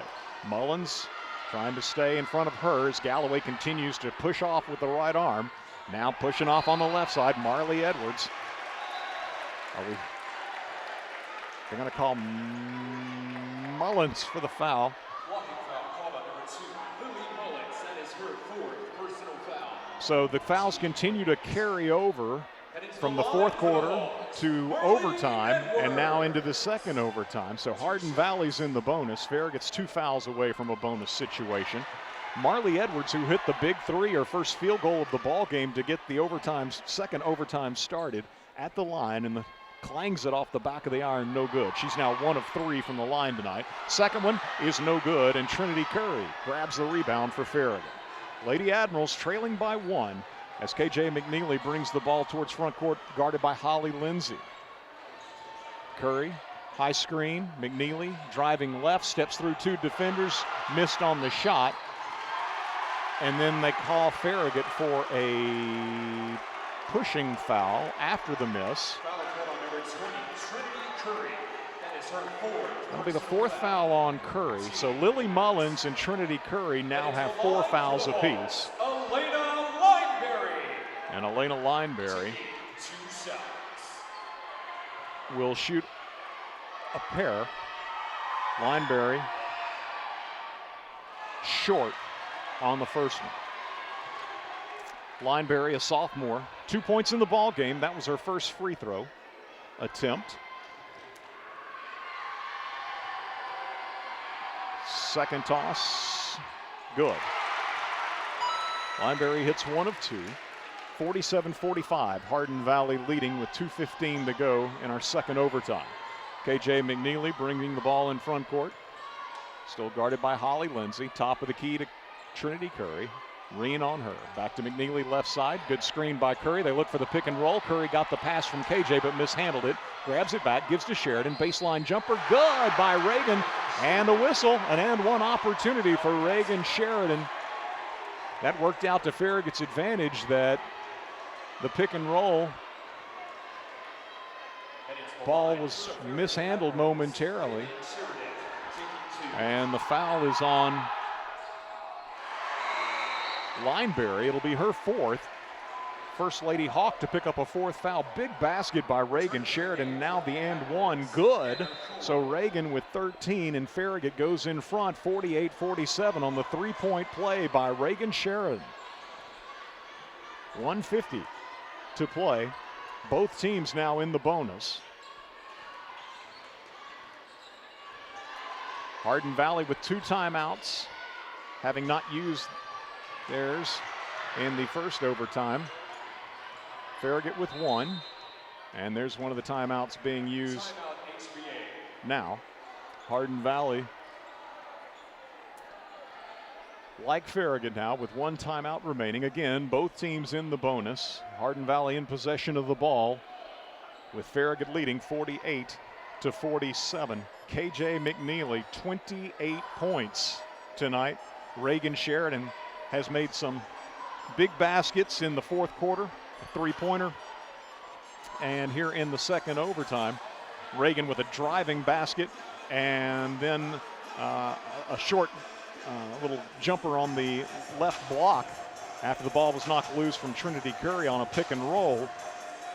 And Reagan not only hit the shot, but was fouled in the process, knocked down the free throw too to give Farragut this 1-point lead. Meanwhile, the leading scorers for Hardin Valley, Audrey Reen with 15, Holly Lindsay has 14, Gracie Edwards with 9 for the Lady Hawks. Hardin Valley returning to the floor with Sarah Galloway, Marley Edwards, Audrey Reen, Elena Lineberry, and Holly Lindsay. Farragut with McNeely and Curry, Mullins, Corum, and Carball. 3-point head fake by Galloway. Then the shot is rejected by KJ, but it goes right to Hardin Valley, saved by Marley Edwards. Now they'll go inside to Reen. Reen trying to back down Curry, puts a shot up, and it is no good. And she's trying to foul, it would appear, McNeely, but they didn't call it. So now KJ into front court with 1:10. And there's a foul called on Lindsay. So Reen bullying her way towards the basket, but then fading away on the shot against Curry. And it rimmed out. Lady Admirals with the rebound. McNeely fouled. So she goes to the line in a bonus situation and hits the free throw. 29 points for KJ. Second one rims out. Farragut by 2, 49-47 after McNeely hits 1 of 2. 1:05 to play in the second overtime. And this will be the final timeout Final timeout used by Coach Galloway in this second overtime. Farragut will have one timeout remaining. Lady Admirals leading 49-47 with 1:04 to go in our second overtime here at Hardin Valley. Back in 30 seconds with more as you listen to Farragut Lady Admiral Hoops on West 105 worldwide at WFIV.com and the Admiral video stream on 105.3 WFIV's YouTube channel. Shop Farragut loves Farragut sports. From football to basketball to baseball and softball, we love supporting our hometown teams. We also love it when you shop Farragut and support our hometown businesses. You'll find everything you want when you shop Farragut. So support our local businesses and shop Farragut every day. We got the big box of mom and pop, so many groovy restaurants. Shop Farragut.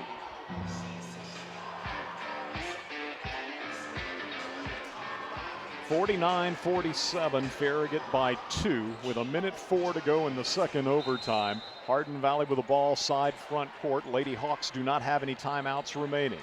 They will inbound the ball to Lindsay from Reen. Reen gets it back and gives it up to Galloway. Galloway is going to be pressured by Anna Corum. Mullins has 4 fouls, so it's Corum pressuring Galloway out top. Galloway bounces it off to Edwards. Farragut runs 2 defenders at her, so she can't get a good look at 3. Galloway gets the ball back. Corum continues to stay a step ahead of her. Good defense by Anna. Down to 40 seconds to play. Where's the 5-second count?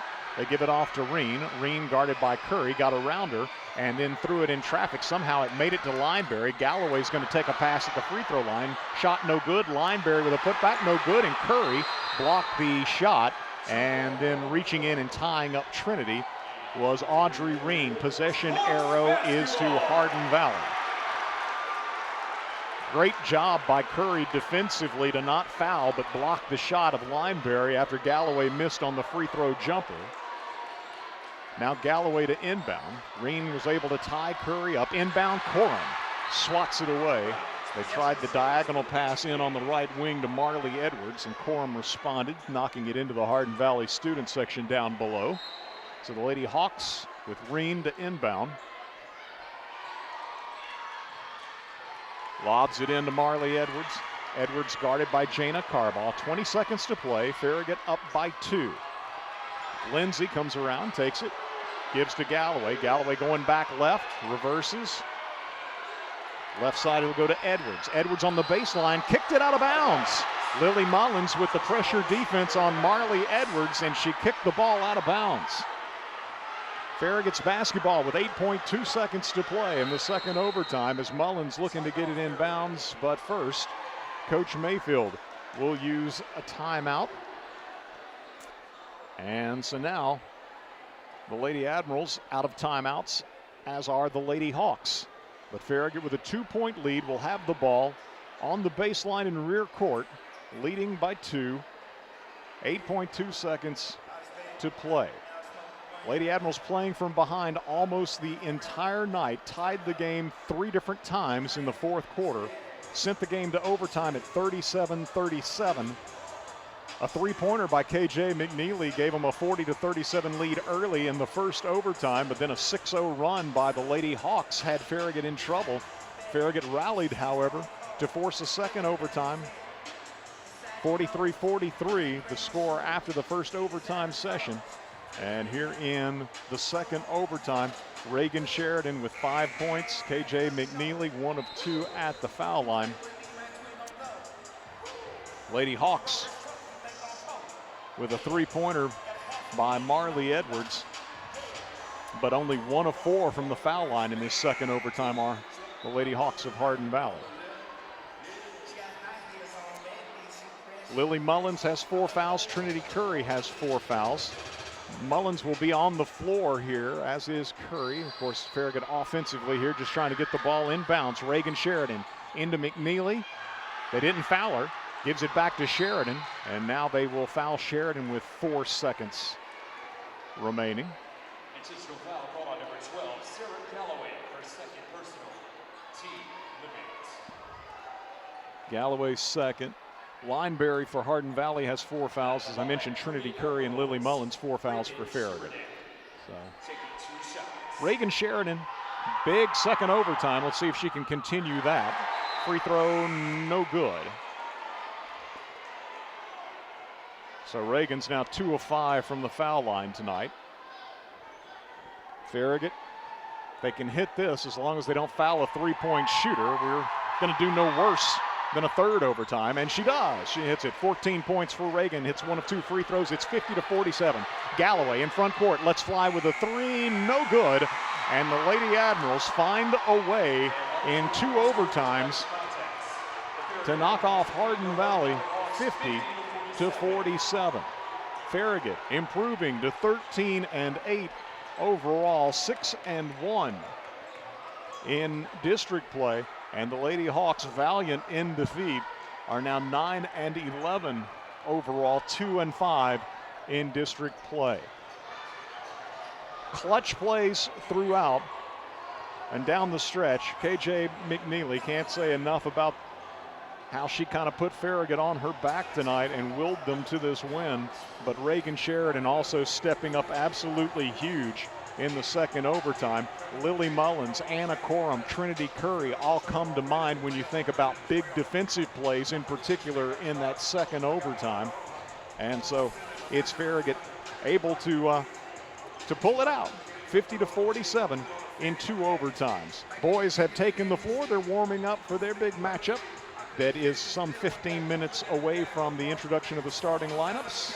With that being the case, let's get a 3-minute break for our sponsors, and we'll return to take a look at all the final numbers in our girls contest. Again, in 2 overtimes, Farragut defeats Hardin Valley 50-47. Back after this as you listen to Farragut Hoops on West 105.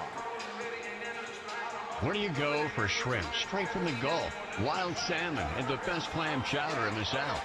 The Shrimp Dock, Knoxville's premier fresh seafood market. The Shrimp Dock has fish delivered from the Atlantic, Pacific, and Gulf multiple times per week. Whether it's fish on the grill for 2 or a shrimp boil tailgate party for family and friends, the Shrimp Dock is your home for fresh seafood and shellfish. Open at 10 a.m. Monday through Saturday and at 11 a.m. on Sundays. Like us on Facebook for the fish of the week and other weekly specials. The Shrimp Dock, Knoxville's premier fresh seafood market. Welcome to Willie's Wings, home of the secret sauce. I'll take a dozen wings. Oh, by the way, I love that sauce. What's in it? Can't tell you. Why not? It's a secret. While many financial advisors claim to have the secret sauce, they don't. In fact, if their sauce is so good, why are they keeping it a secret? Derek Miser of Miser Wealth Partners doesn't keep anything a secret. He knows there's much more to retirement planning than stocks, bonds, and mutual funds. That's 865-281-1616 or online at miserwealthpartners.com. Leaky pipes. Oh no! Toilets clogged. Oh crap! Don't freak out. Just call us. Problem solved. Okay. No job too big. No job too small. Oh, great. Repairs, installs, relax. We do it all. Valley Plumbing. Any plumbing issue, anytime. Call your Valley Plumbing professionals today at 865-351-0643 or visit valleyplumbingtn.com. That's valleyplumbingtn.com. Whether you're cheering on the home team or building your dream home, David's Abbey Carpet and Floors has you covered. From engineered hardwood to luxury vinyl, elegant porcelain to natural stone, David's has the winning design for every room and the championship team ready to help you score the perfect floor. Locally owned and proud to serve our communities from locations in Farragut, Maryville, and Pigeon Forge. Visit David's Abbey Carpet and Floors in-store or online today, where the Admirals shop for floors. Banking should feel personal, and at Hearthside Bank, we make sure it does. With services designed for you, from everyday banking to complex loans, we're here when you need us. Visit our Farragut branch today and discover the difference of banking with a local team that is always within reach. Hearthside Bank, member FDIC, equal housing lender. You never think about your garage door until there's a little... Oh, no. Or even the occasional... Now that can be good. That's why the pros at Precision Garage Door Service are available same day with fully stocked trucks to fix it fast. So we can turn uh-oh into...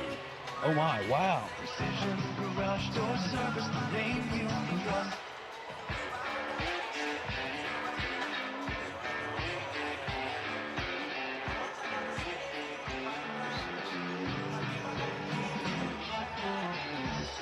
Eric Gerhardt back with you here at Hardin Valley Academy. Dusty Street in our WFIV studios.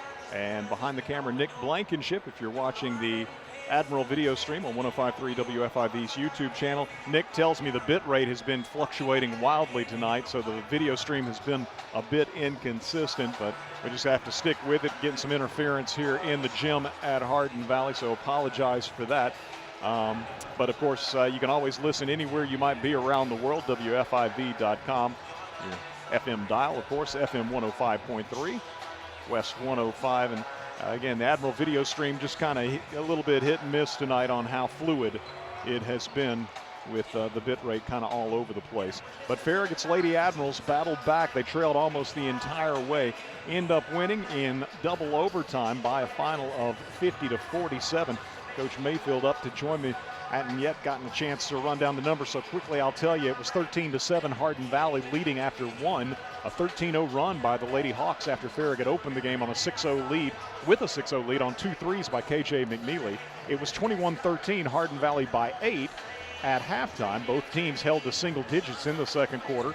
In the third, after 3, I should say, it was Hardin Valley up on Farragut 27-23, maybe the turning point of the game, late third quarter. Farragut went on a little bit of a run, got it down to 4, and would tie the game on 3 occasions in the fourth quarter. We went to overtime, knotted at 37, and then after the first overtime, a 6-0 run by Hardin Valley after Farragut got the first basket, a 3 by KJ McNeely, so the Lady Admirals having to come from behind yet again in overtime. It did so, tying the game at 43 apiece. We go to a second overtime, and Farragut prevails, 50-47.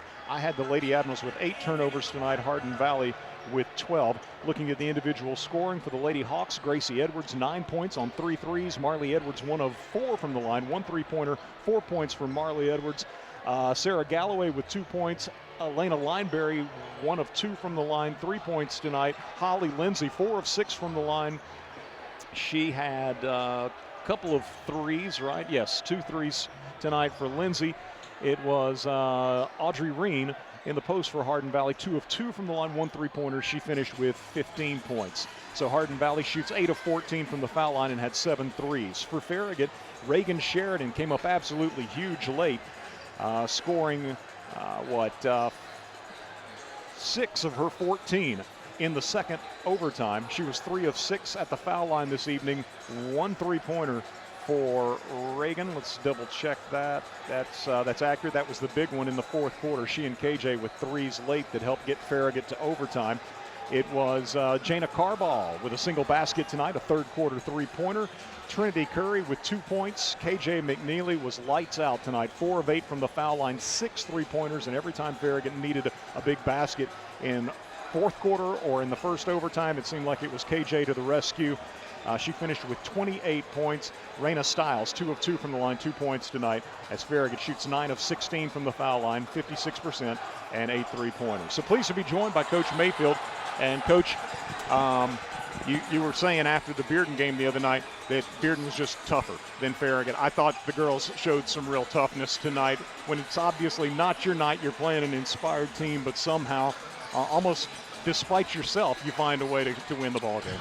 Right, despite ourselves is correct. For about, like you said, till maybe late third when we kind of went on a little run, and then I'll tell you, I give Hardin Valley credit offensively. They were making some big shots when they got open, when we had miscommunication, or when we just flat out couldn't guard anybody. They were making some big shots too. You know, it's good to obviously dig that one out, and we can kind of lean on that one a little bit as, hey, when things aren't going well, it looked pretty bleak. It even looked bleak in the overtime, and then in the second overtime, it's like, all right, come on now. So, but KJ made some big shots, like you said. Reagan made a big shot. Jana's 3 was good because it was like 7 or 8 forever. And then Jana's 3 kind of cut it there to like whatever it was, 4 or 5. But yeah, so overall, you know, not our best effort, but it was our best effort this year of toughing something like that out. We've done that before in some games. We just can't seem to get anything going. Tonight was the first time that we were able to kind of combat that. And so you got these big baskets, and as you say, Hardin Valley hit some big baskets too, but in the overtimes, some huge defensive plays. I mean, Lily Mullins just being pesky. Yeah. Anna Corum, when Lily got her 4th foul and you had to put Anna on the ball out top of the job that she did. Curry with a big block shot playing with 4 fouls. Trinity was really, really good there in the second half. We challenged her a little bit at halftime. She's a little bit like Kate, a little bit like, I guess, like our whole team. Just kind of sits back, kind of waits how the game goes.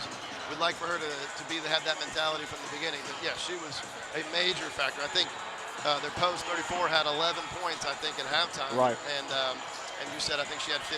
So right. And it was, Trinity can bother some people down there. And when she just pays attention to scouting report and turns around and box out, it's hard. It's tough to score over her. So Farragut rallies and wins it in 2 overtimes here tonight, 50-47, getting to 6-1 in district play. You look ahead to next week, to Friday night, and Farragut will be at home against Oak Ridge, another big district matchup. And Lady Wildcats, always a tough team, always a well-coached team. They were up 27 points going into the 4th quarter, I believe, here. Wow. Last Friday, yeah. So, in Hardin Valley, Oak Ridge plays its own. Hardin Valley, you can see how they can shoot and kind of got back into it. I think they still lost by like 10 or something. But, it'll pose some problems. We're actually, just so you know, too, we're looking at the weather or whatever, but we're going to make a decision by hopefully tomorrow around lunch. We may have to move that if we can get referees. We have to move it up to Thursday. Okay. Just because if the weather does half what it says it's supposed to do, right, we could be snowed in for a long time. So we're going to try to get that one under our belt before all that hits. Okay, appreciate that heads up. You know how it is, though, when they call for it, you never know. Yeah, exactly. Well, Coach, congratulations on the win and the toughness shown by your team tonight. We'll get KJ in here. Thank you. KJ McNeely coming on, the career rebound leader in Farragut girls basketball history, and tonight a young lady who just would not let her team come up on the short end of this. KJ with 29 points. KJ, what do you think? Have you ever hit 6 threes in a game before? I don't think so. I think I had 5 my freshman year, and I think I've had that like maybe twice, but never 6. Well, and half of them at least. You had 2 right at the outset, but the other 3, 4 feel like they all came at clutch time. Farragut had to have baskets. You're knocking them down. What did it take for this team tonight to kind of get out of its own way a bit and find a way to win? I think, to be honest, part of it started with Friday. I know when you have a loss like that, especially to a district rival, it's biggest rivalry in the state, in my opinion, I feel like. To go down there, lose like that, and then come back here and actually want to win is something that I think our team struggled with a little bit. But I know that once the second half went along, we all went in the locker room, and it was just kind of like you could tell we weren't happy with how we were playing. And second half, it took a lot, but going into 2 OT, I mean, we did what we had to do to win. So regardless of how messy it was, I think we did it. And I do think Friday's loss kind of bled into it today, but I'm proud of us for how we fought. Yeah, that's how you need to respond, right? I mean, even when things aren't going your way. Coach said, he felt like Bearden was just far and away the tougher team on Friday night, and so you guys respond with a gritty, tough win tonight. As I said to him, almost despite yourselves, because it was just an uphill battle in every way tonight.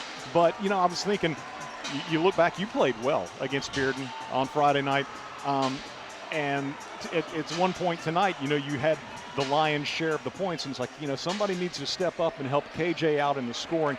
Reagan Sheridan did that big Jana Carball's 3 late in the 3rd quarter, was a huge play too. Yes, I think. Yeah, I mean, I agree. On Friday night, and Mayfield was so right to talk about toughness. Like, I genuinely do feel like regardless of scoring, I'll have games, McMinn County, I had 2 points. So, I can easily do that too. But I feel like just having people who not only score but also play defense, make good passes, rebound, it's not just about scoring. Sure. And I mean, I feel like I can make up a fair share of our scoring, but doing the other things is what I feel like we all need to just get better at. Yeah. So. And I thought down the stretch we saw big defensive plays. Again, we're saying this with Coach. Lily Mullins until she got her 4th foul, and then you got to put Anna in there on the ball, and she did a great job making it difficult for Galloway and Hardin Valley to get into any kind of offense. You knocked the ball out of bounds over there. Trinity made a block shot despite having 4 fouls. There were some big defensive plays made by everybody. 100%, and I think that comes a lot lot from practice too, because I feel like I know Mayfield has been getting on Lily a lot, pressuring the ball. Like half the time, we know that if she's on the ball, like we got it. We don't have to worry about anything. And I feel like having that person is something we really need, and we have that with her. But I also feel like the fact that she can come in knowing she has 4 fouls but still stay solid and not even steal the ball but just frustrate their point guard is something that is so necessary. That's KJ McNeely. Farragut rallying for a double overtime win. About to have the playing of the national anthem. We'll be back after this as you listen to Farragut High School Hoops on West 105. Thank you. Life doesn't run on bank hours. That's why Citizens Bank offers checking accounts with tools you can use anytime, like mobile deposit, debit card controls, and online bill pay. Whether it's for your home or your business, you'll get options that work. And support from people based right here in Knoxville and Lenore City. Explore your options at citizensbank24.com. Member FDIC. If you're an LCUB electric customer, this is for you. It's time to upgrade your internet to True Fiber to the Home, the fastest internet available with free installation, no contracts, affordable fixed pricing, and local customer service. It's not too good to be true. LCUB is connecting new neighborhoods now with gig speed fiber internet starting at $69.99 a month, Wi-Fi included. Check your availability at lcub.com and get connected. Hey, it's Matthew Brown with Bryan Insurance Group. For your home, auto, or business, we are proud to represent the top carriers, including Erie Insurance, recently ranked #1 for auto insurance by Consumer Reports, along with Progressive, Geico, Allstate, Travelers, Foremost, Berkshire Hathaway, and Chubb. So you can compare and choose the coverage that fits your life the best. Start your custom quote today at bryaninsurance.com. That's BRYN insurance.com.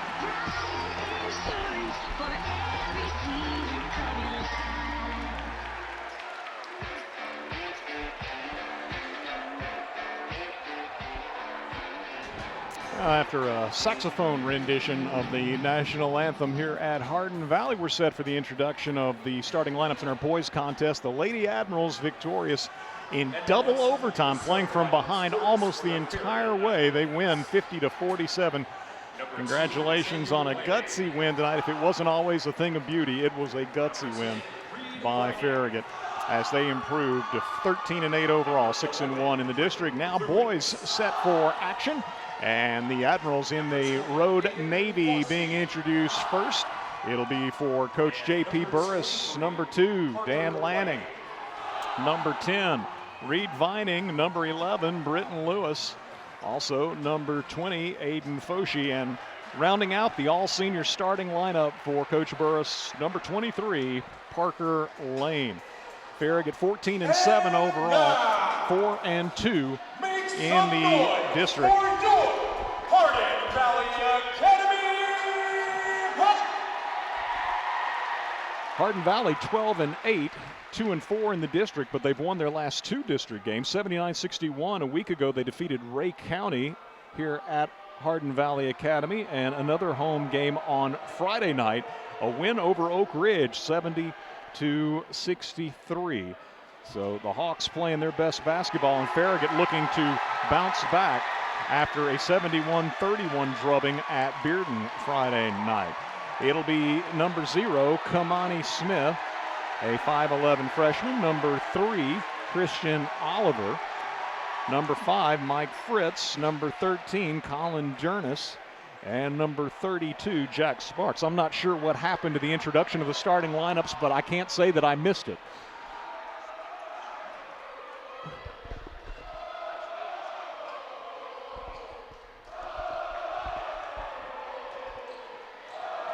So I think PA might have gone out. He could have blown a speaker. Who knows, as loud as it is here. So Hardin Valley and Farragut matched up in the district opener on December 5th, and it was the Admirals winning at home 69-62. Nothing about that one was easy. And expect another tough matchup here tonight. Smith drives under the basket for Hardin Valley, having won the opening toss, or opening tip rather. We are full speed ahead. And Farragut in front court, Aiden Foshi to Dan Lanning. Lanning to Britton Lewis, who's being guarded by Kamani Smith.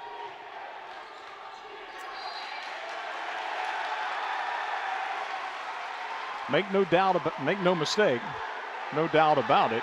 And this is Hardin Valley's game of the year. So the Admirals got to match that intensity. Reed Vining driving, baseline, deep under the basket. Tough shot. Got it up with the right hand, got it to go. Reverse layup of a sort by Reed Vining. And now the ball knocked loose in rear court from Smith, picked up by Parker Lane, missed at the rim. Britton Lewis knocked it loose. Now the ball knocked loose yet again, and Farragut double teaming Smith in rear court is going to pick up a foul. Dan Lanning assessed the foul. 2-0, Farragut leading. And a basket by Reed Vining.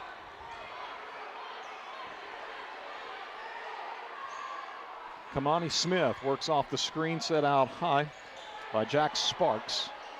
Sparks off to Fritz. Fritz drives the lane, kicks to Smith in the corner, guarded by Dan Lanning. He moves to the free throw line, fires into the right corner to Sparks for a three. No good. Aiden Foshee with the rebound for the Admirals. Foshee gives up to Dan Lanning. Lanning in front court, working against Fritz. To the low block, fires it back out top to Aiden Foshee. Foshee in turn gives it off to Parker Lane. Shovels it to Lanning, right side. Dan fires into the left corner to Foshee. He'll drive baseline.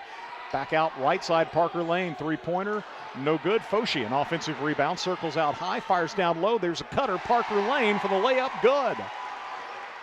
Farragut keeps it alive on the offensive glass, and Farragut leads 4-0. Here's a steal in rear court by Foshee, goes inside to Britton Lewis. He was fouled, no call, scores on the layup. Lewis with the defender hanging on his arm, and Farragut jumps out to a 6-0 lead here early on, forcing a couple of turnovers. Baskets by Reed Vining, Parker Lane, and Britton Lewis, all of them underneath. And it's offensive rebounding and turnovers early that propel Farragut to the 6-0 lead. The girls led 6-0 in their game as well. Unfortunately, from the Farragut perspective, Hardin Valley went on a 13-0 run after that, and the Lady Admirals were playing catch-up the rest of the way, but they managed to pull it out in two overtimes, 50-47.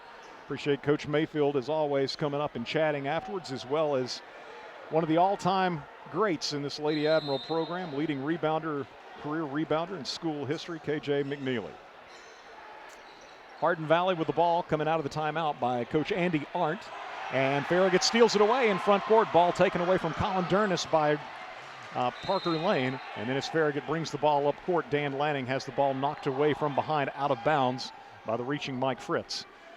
So Farragut's basketball after Hardin Valley's third turnover here early. Lanning takes an inbound feed, misses a three from the right corner, but Foshee again swoops in, grabs the offensive rebound, goes to Reed Vining. They double down on Reed on the baseline. Out top it goes to Lanning.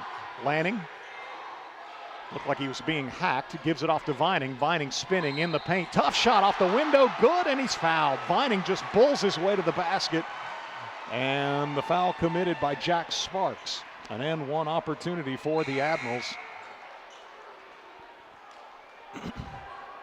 Lanning out of the ball game. First man in off the bench for Farragut, as is customary. Number 1, Matthew Dickens.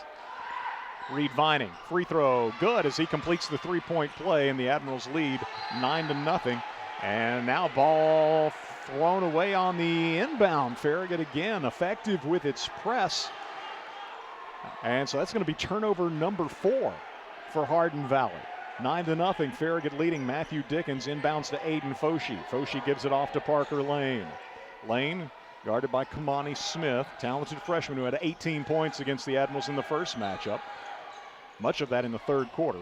Britton Lewis spinning in the paint. Jumper wouldn't go down. Off the rim a couple of times. Rebounded away by Smith of Hardin Valley. Smith in front court. All the way to the basket. And the shot rejected out of bounds by Reed Vining.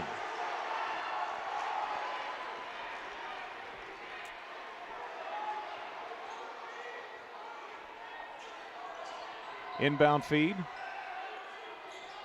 Out top to Fritz. Guarded by Britton Lewis. Smith, shot right baseline is good over 2 Admiral defenders. Smith, the freshman, gets Hardin Valley on the board. So it's 9-2. Matthew Dickens in front court, harassed by Colin Dernis. Dickens to Reed Vining. Vining high post, back to the basket. Spins, Up and under move with the right hand, scores on the scoop off the window. Reed's got 7. Very nice move in the post for Reed. Pass ahead for Hardin Valley into front court to Dernis for a 3. No good. Aiden Foshee with a rebound. Foshee fires ahead to Matthew Dickens. Dickens to Parker Lane to the cutter. That'll be Reed Vining, double teamed down low. Ball knocked away, tries to grab it back. Does so, and now it's knocked loose yet again. And the loose ball picked up by Jack Sparks. Farragut with its first turnover. 11-2, the Admirals leading as Smith trying to go right, headed off at the pass by Parker Lane. Gives it up to Sparks. Sparks in the paint, not looking to shoot against Vining. Releases the ball back out top to Fritz. Fritz ranges right, gives him the corner. Now back out top. 3-point attempt is good by Jack Sparks. So it'll be Britton Lewis inbounding. Comes into Aiden Foshee. Foshee back to Britton Lewis. Britton up the left side in front court. Down low, Reed Vining hesitates, now goes up with it. Almost might have walked there, but no call, and so Britton lays it up, or excuse me, Reed lays it up and in off the feed by Britton. He's got 9 points. Hardin Valley quickly in front court. Sparks will try a 3 from the right side. It is no good, and Reed Vining gets the deflection. Gives to Foshee. 13-5, the Admirals leading. 3:28 to go first quarter as Dickens gives to Lewis. He'll drive along the baseline, fires into the right corner to Parker Lane. 3-pointer, good!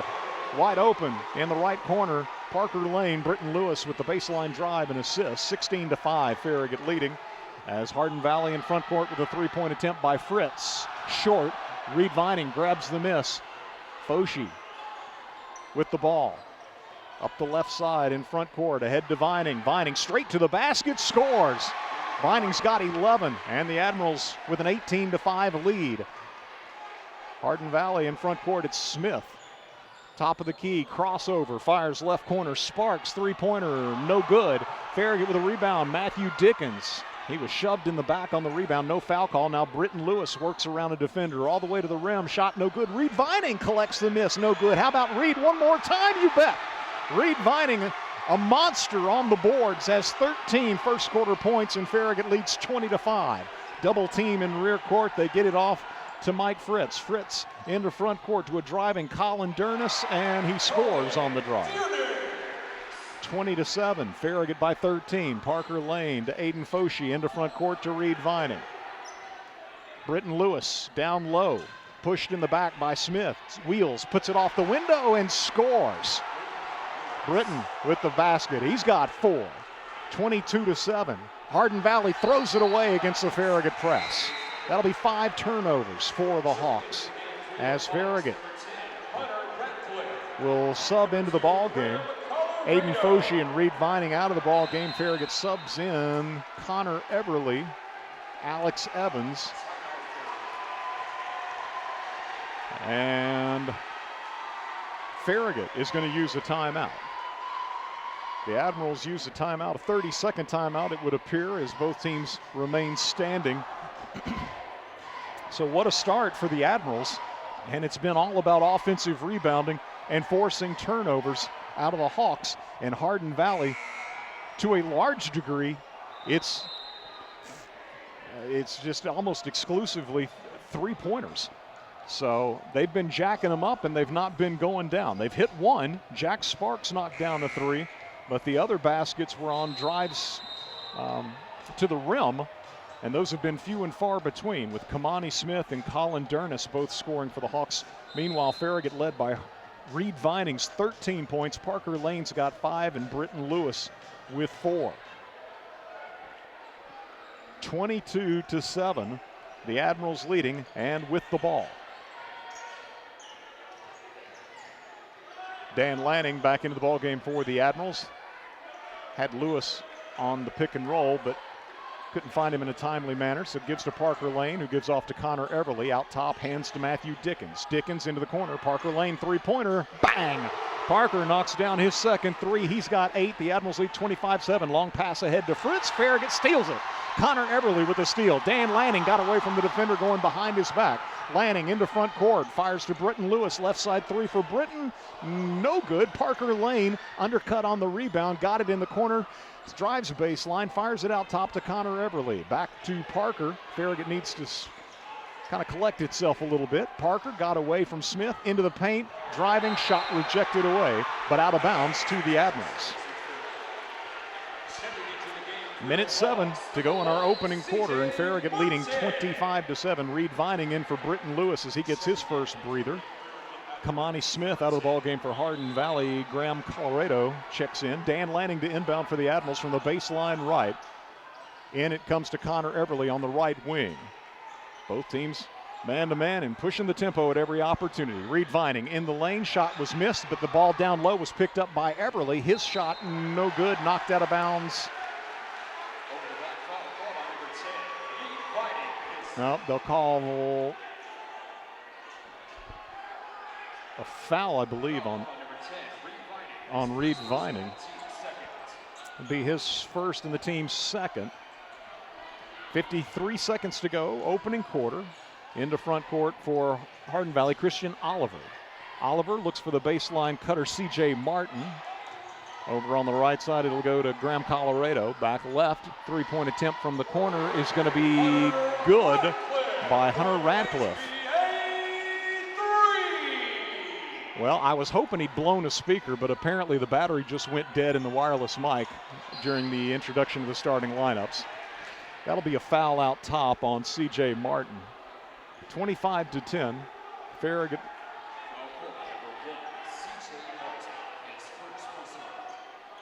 Leading by 15, C.J. Martin picks up his first foul. 26.4 seconds to go in our first quarter. And Matthew Dickens into Dan Lanning. Keep in mind, the Admirals scored only 31 points against Bearden Friday night. They've got 25 with 15 seconds to go in our first quarter. Looking for more. Reed Vining has used his dribble, gives off to Dan Lanning, guarded by Fritz. Down to 8 seconds. Dan pulls up. Right side jumper, short. Looked like the defender got a piece of it. Ball picked up by Hardin Valley. They'll hoist into the stands almost on the desperation heave at the end of the first quarter. An impressive start for Coach Burris's Admirals, looking to bounce back from the far and away worst loss of the season Friday night. And they jump on Hardin Valley early to lead the Hawks after 8 minutes, 25-10. Back with second quarter action after this 1 minute break as you listen to Farragut High School Hoops, presented by Precision Garage Door Service on West 105. Welcome to Willie's Wings, home of the secret sauce. I'll take a dozen wings. Oh, by the way, I love that sauce. What's in it? Can't tell you. Why not? It's a secret. While many financial advisors claim to have the secret sauce, they don't. In fact, if their sauce is so good, why are they keeping it a secret?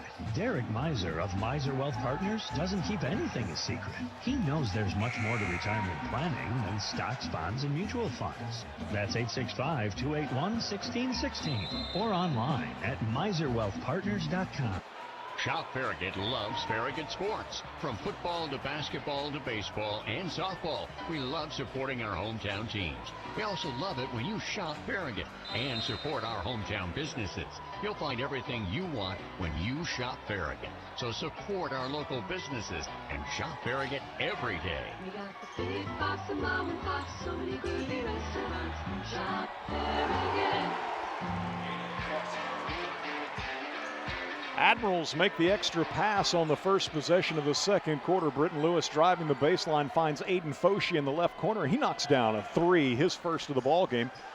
First basket of the ball game, and the Admirals lead at 28-10 here at Hardin Valley. Driving for the Hawks, C.J. Martin traveled. Martin crashing to the floor, traveled, hits his, that'll be the seventh turnover, for Hardin Valley. Farragut with just one turnover. Lewis nearly lost his dribble at midcourt, grabs it back, feeds Dan Lanning. Lanning, right side, Foshie, he'll try the right corner three. No good. Rebounded away by Graham Colorado. Into front court, pass goes to Mike Fritz. Fritz into the lane, and he bowled over Dan Lanning, but Farragut, I think, had reached in and fouled prior to that with Foshie. Indeed, that's the call. Aiden Foshie.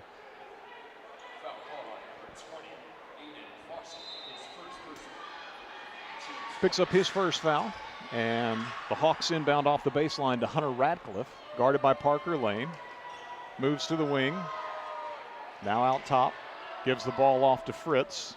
Parker takes him on a switch. Fritz pushing off, moves to the baseline, and puts a shot up off the window. Good. Fritz with his first basket. Hawks on the board here in the second quarter. It's 28-12. Dan Lanning ahead to Britton Lewis. Lewis into front court. Finds Foshi. Left corner three. Bang. Foshi's got 2 from that same spot in this second quarter. And Farragut leads 31-12. Hardin Valley in front court. That's driving in will be Fritz, and then firing the ball to no one in particular. Another turnover for the Hawks. It'll be their 8th.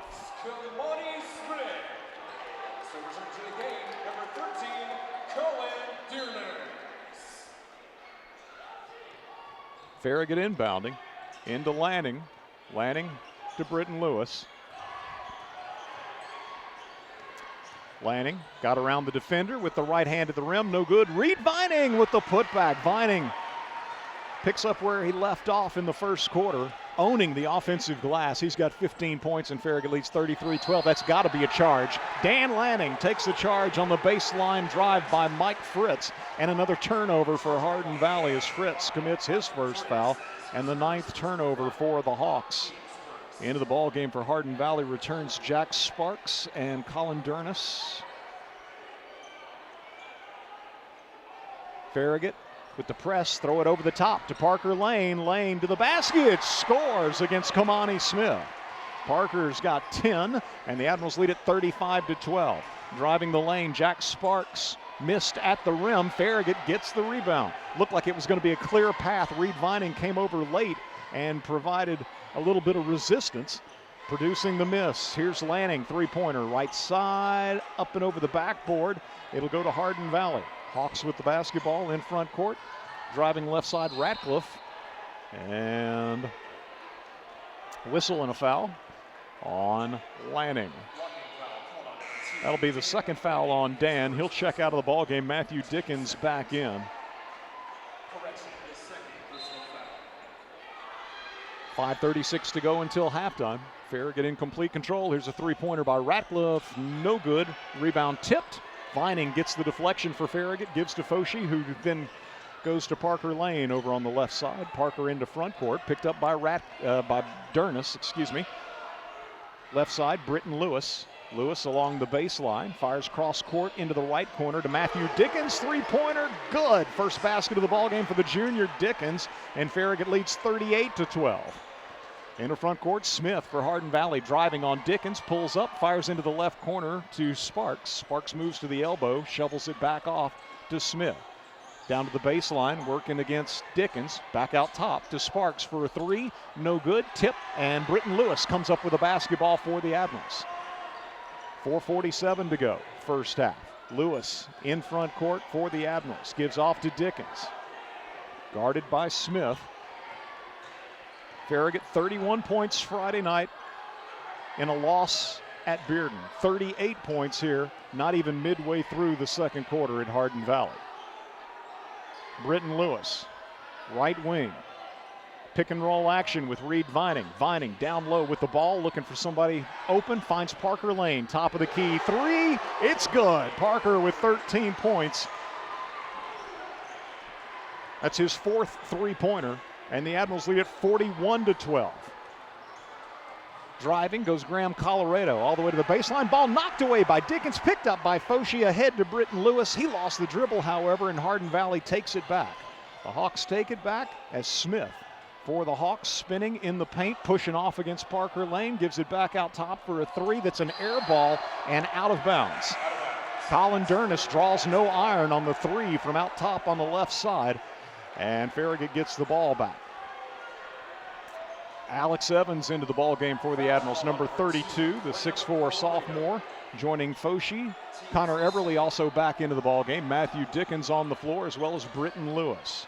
Lewis inbounding to Dickens. Hardin Valley showing some pressure. Admirals haven't had any difficulties with that.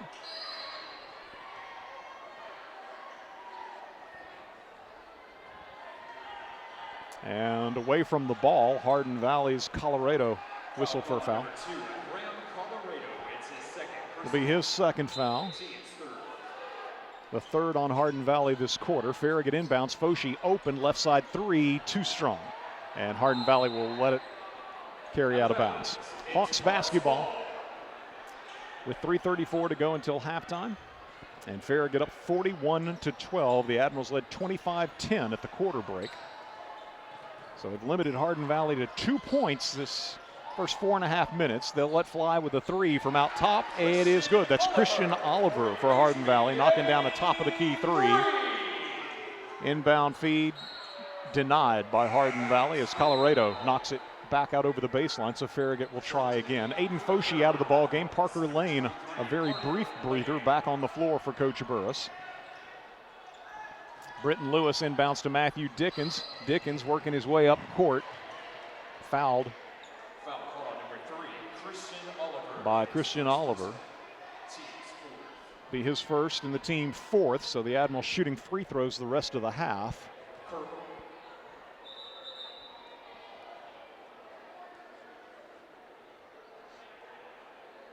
Farragut's ball at midcourt.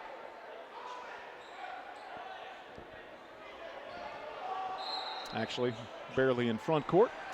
41-15, the Admirals leading. C.J. Martin on Parker Lane. Hardin Valley going zone as Dickens over to Everly. Everly gives to Parker Lane in front of the Hardin Valley bench, and he'll be bumped and fouled. And so Farragut's going to shoot free throws with Parker Lane. Dernis picks up the foul. Will be his first. And Parker Lane, outstanding free throw shooter. First toss, good. 14 first half points for Parker. He had 17 in the first meeting with Hardin Valley, held to just 7 points Friday night.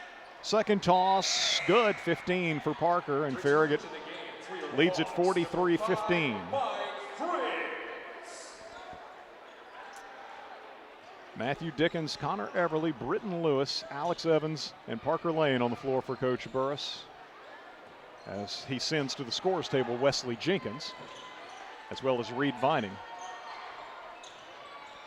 C.J. Martin off to Christian Oliver. Oliver for Hardin Valley, driving right side on Everly to the baseline, spinning on the block. Farragut doubles. Alex Evans blocks the shot. Ball's knocked loose. Great hustle by Everly.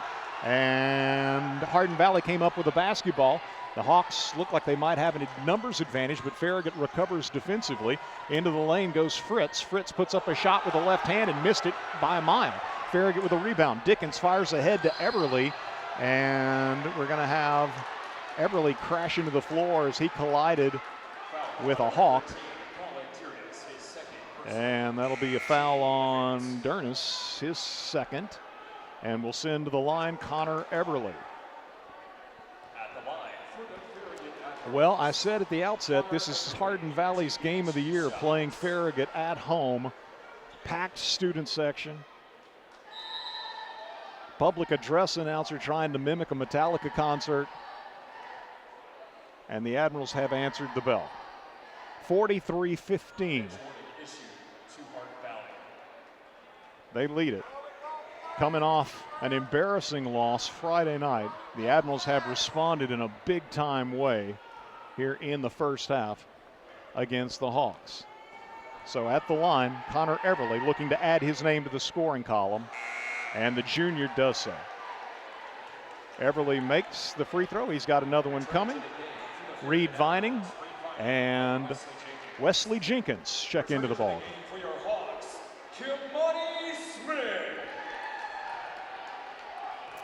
So Everly with the free throw, and it's good. Every bit of the rim, and then settled through for Connor, and the Admirals lead it by 30, 45-15. Hardin Valley in front court. Kamani Smith got around Parker Lane, and little dipsy-do got the shot to go at the rim. Nice drive by Smith, who has 4 points. Parker double-teamed in rear court, gets the ball to midcourt to Britton Lewis. Now ahead to Wesley Jenkins. Jenkins underneath the Vining. Vining reverse layup against two defenders. Good.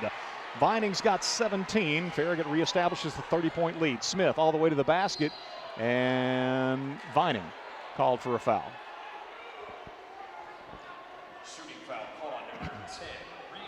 So that'll be the second on Reed. 1:46 to go in our first half. Kamani Smith, talented freshman at the line, shooting a couple.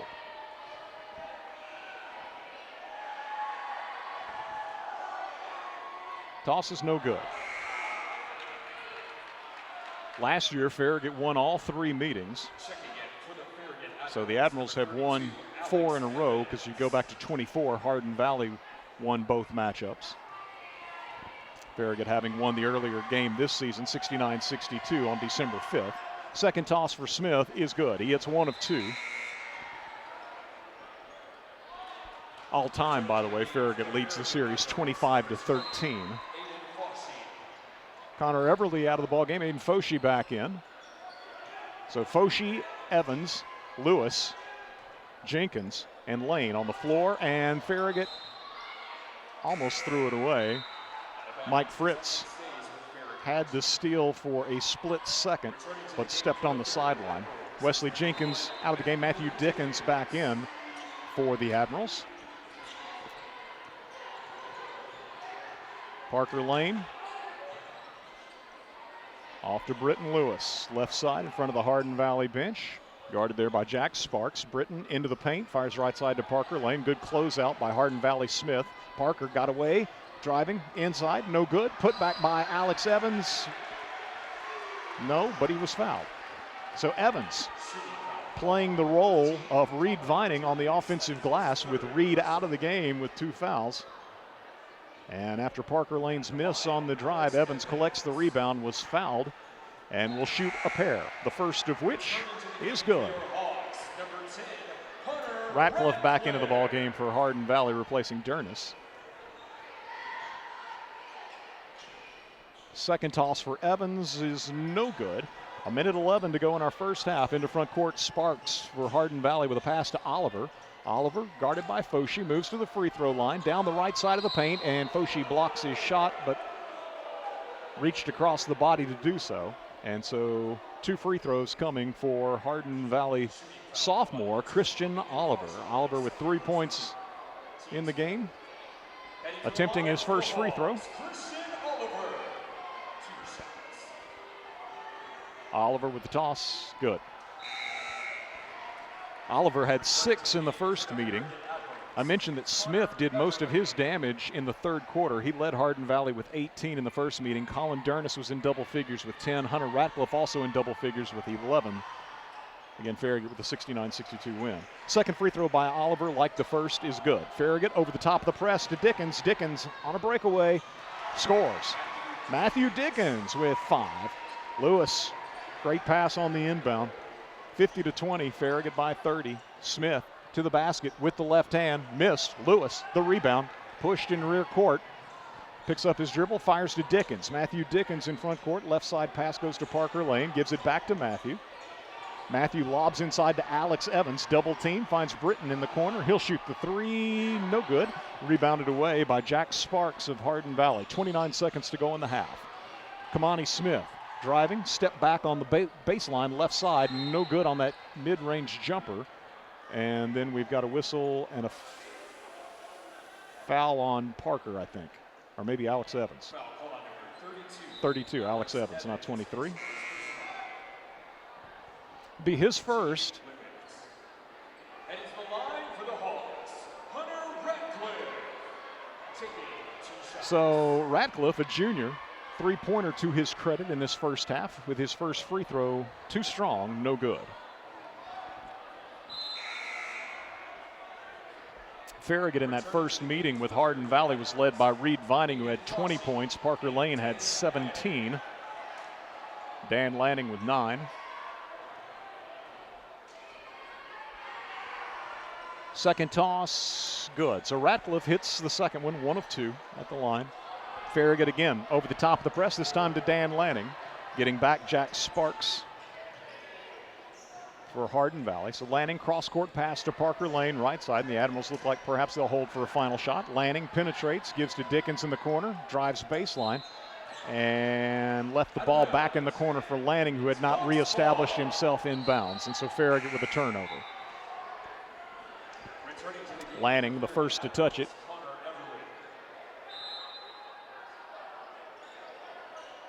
After having not, again, established himself back in bounds. Here's Hardin Valley in front court. Smith loses his dribble, picks it up on the baseline, shot up at the horn, no good. Big first half for the Admirals comes to a close. Farragut leading 50-21 as the Admirals put up 25 points in both the first and second quarters in building a 29-point halftime lead. We'll get a 2-minute break for our sponsors and return to take a look at the first half numbers as you listen to Farragut High School basketball presented by Precision Garage Door Service on West 105. Join the YMCA for a day of golf, fun, and giving back. Get your team together and hit the links at the YMCA Top Golf Tournament fundraiser on February 12th from 2 to 5 p.m. at Top Golf Knoxville. Whether you're a group of friends or a corporate team, this is the perfect opportunity for some team building, friendly competition, and supporting a great cause. All proceeds go directly toward providing scholarships for YMCA programs like swim lessons and team mentoring. Register your team today or become a sponsor at ymcaetn.org/events. That's ymcaetn.org/events. Whether you're cheering on the home team or building your dream home, David's Navy Carpet and Floors has you covered. From engineered hardwood to luxury vinyl, elegant porcelain to natural stone, David's has the winning design for every room and the championship team ready to help you score the perfect floor. Locally owned and proud to serve our communities from locations in Farragut, Maryville, and Pigeon Forge. Visit David's Abbey Carpet and Floors in-store or online today, where the Admirals shop for floors. Leaky pipes. Oh no! Toilets clogged. Oh crap! Don't freak out. Just call us. Problem solved. Okay. No job too big. No job too small. Oh, great. Repairs, installs, relax. We do it all. Valley Plumbing. Any plumbing issue, anytime. Call your Valley Plumbing professionals today at 865-351-0643 or visit valleyplumbingtn.com. That's valleyplumbingtn.com. You never think about your garage door until there's a little... Oh, no. Or even the occasional... Now that can be good. That's why the pros at Precision Garage Door Service are available same day with fully stocked trucks to fix it fast. So we can turn into... Oh my, wow. Precision Garage Door Service, the name you can trust.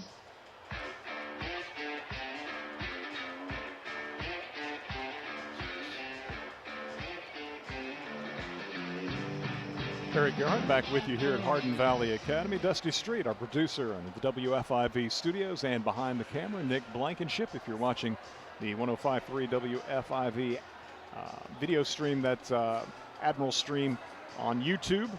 Just go to YouTube, again, 105.3 WFIV, search for that, or just go to FarragutBasketball.com, and there's a direct link provided there. But Nick telling me really all night long the bit rate's been up and down, and so he's not sure about the quality of the stream. And so for those who would like to watch the game afterwards, we're going to put up a different, it's being recorded as well, and put up a different version of it so that in case perhaps it's choppy, there will be a clean option available for viewing afterwards. Again, WFIV.com, where you can listen to the audio anywhere around the world or in the greater Knoxville area on the FM dial, 105.3 West 105. It was all Farragut in this first half here at Hardin Valley. The Admirals coming off a 71-31 loss at Bearden. And as good as the Bulldogs were defensively, Farragut was frankly horrific offensively Friday night. But man, they came out like a house on fire. What an answer by this team tonight against a Hawks squad all fired up to get revenge for a relatively narrow loss at Farragut in the district opener back on December 5th. A Hawks squad playing its best basketball of the season, coming off a 7-point win at home here on Friday night over Oak Ridge.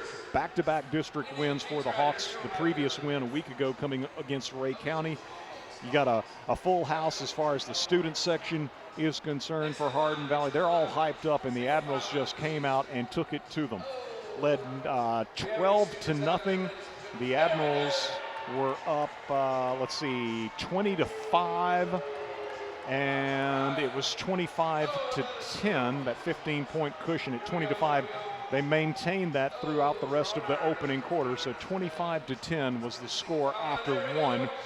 In the second quarter, the Admirals got the first basket at 28-10, then 31-12, 38-12. The lead would grow to actually 41-12. So the Admirals were up 29 at 41-12. Then they took a 30-point lead at 45-15, matched the 30-point cushion at 50-20, and the Hawks, with the final free throw of the half, make it 50-21. Farragut with a 25-point first quarter, a 25-point second quarter, outscoring Hardin Valley in the second quarter, 25-11, again to lead 50-21 here at the break. 10 turnovers I had Hardin Valley with in the first half, and Farragut with just 3. Looking at the individual scoring, Kamani Smith for Hardin Valley, 1 of 2 from the line, 5 first half points. Christian Oliver, 2 of 2 from the line, 1 3-pointer, 5 points for Oliver. Mike Fritz with 2 points. Hunter Ratcliffe, 1 of 2 from the line, 1 3-pointer, 4 first half points for the junior Ratcliffe. Colin Durness with 2 points, and Jack Sparks, a first quarter 3-pointer, his lone basket. So the Hawks shoot 4 of 6 from the foul line, 67%. And they had 3 3-pointers, 1 apiece from 3 different Hawks, Christian Oliver, Hunter Ratcliffe, and Jack Sparks. For Farragut, it was Matthew Dickens with 5 points, including a 3-pointer. Connor Everly, 2 of 2 from the line, 2 points for the Farragut junior. Reed Vining, what a huge first quarter Vining had, just a monster on the offensive glass for the Admirals as he poured in 13 first quarter points. He finishes the half with 17, 1 of 1 from the foul line. Britton Lewis with 4 points, and it feels like easily a handful of assists for Lewis. Aiden Foshi with 6 points on a pair of threes. Parker Lane, 3 3-pointers, 2 of 2 from the line, 15 first half points for Parker. And Alex Evans, 1 of 2 from the line for his first half scoring. So the Admirals shoot 6 of 7 from the foul line, 86%. Again, Hardin Valley was 4 of 6. Farragut with 6 3-pointers, doubling up Hardin Valley's first half 3-point total.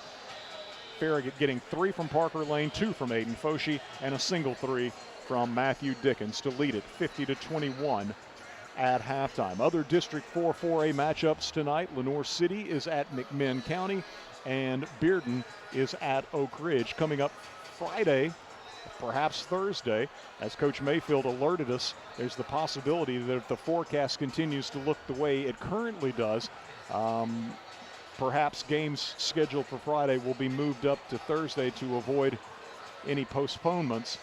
And that would be Farragut hosting Oak Ridge whenever it's played. That's the next game on the schedule. Farragut hosting Oak Ridge. Also scheduled for Friday night, Hardin Valley goes to Bearden. Ray County is at Lenoir City. Looking at the boys' district standings entering the night, Bearden 6-0, Oak Ridge 4-2, Farragut also 4-2, Lenoir City 3-3, McMinn County 2-4, Hardin Valley also 2-4, Ray County 0-6. Farragut leading 50-21 here at intermission. Let's get a 2-minute break. We'll return with third quarter action on the other side as you listen to Farragut High School Hoops, presented by Precision Garage Door Service on West 105. Where do you go for shrimp straight from the Gulf, wild salmon, and the best clam chowder in the South? The Shrimp Dock, Knoxville's premier fresh seafood market. The Shrimp Dock has fish delivered from the Atlantic, Pacific, and Gulf multiple times per week. Whether it's fish on the grill for 2 or a shrimp boil tailgate party for family and friends, the Shrimp Dock is your home for fresh seafood and shellfish. Open at 10 a.m. Monday through Saturday and at 11 a.m. on Sundays. Like us on Facebook for the Fish of the Week and other weekly specials. The Shrimp Dock, Knoxville's premier fresh seafood market. Whether you're cheering on the home team or building your dream home, David's Abbey Carpet and Floors has you covered. From engineered hardwood to luxury vinyl, elegant porcelain to natural stone, David's has the winning design for every room and the championship team ready to help you score the perfect floor. Locally owned and proud to serve our communities from locations in Farragut, Maryville, and Pigeon Forge. Visit David's Abbey Carpet and Floors in-store or online today, where the Admirals shop for floors. Whether you're managing a household or running a business, Citizens Bank has a checking account built for how you bank. Choose from personal and business options with digital tools like mobile deposit, bill pay, and merchant services.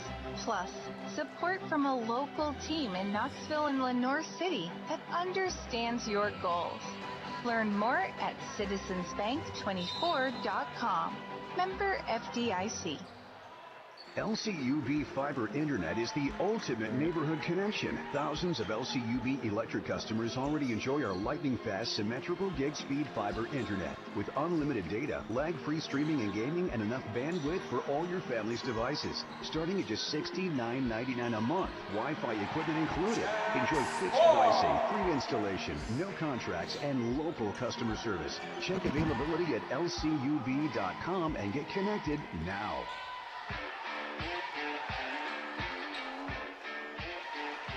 Underway, third quarter, and Hardin Valley scores on a missed three. Sparks got his own miss, scored on a stick back. Then Reed Vining answers at the other end for the Admirals. Now Vining tears away a defensive rebound after a miss inside by Colin Durness of Hardin Valley. And in front court, it's Aiden Foshee firing left side, stolen away. Stolen by Mike Fritz. Farragut with a turnover in the front court for the Hawks. Three-pointer put up by Oliver. Strange-looking shot. And it'll be Farragut with the rebound. Vining yet again gives to Dan Lanning. Lanning working against Christian Oliver into front court. Vining, by the way, with that basket a moment ago, giving him 19. Now here's Lanning with a drive, and they'll say a charge, a turnover. So Farragut with two turnovers right out of the gates here in the third quarter after turning the ball over only 3 times despite the frantic pace of the first half. 52-23. Farragut with the lead, dominating first half for the Admirals. Same starting 5 here in the second half as Farragut put on the floor to begin the ball game. All seniors. Driving, right side shot, miss by Hardin Valley's Mike Fritz. And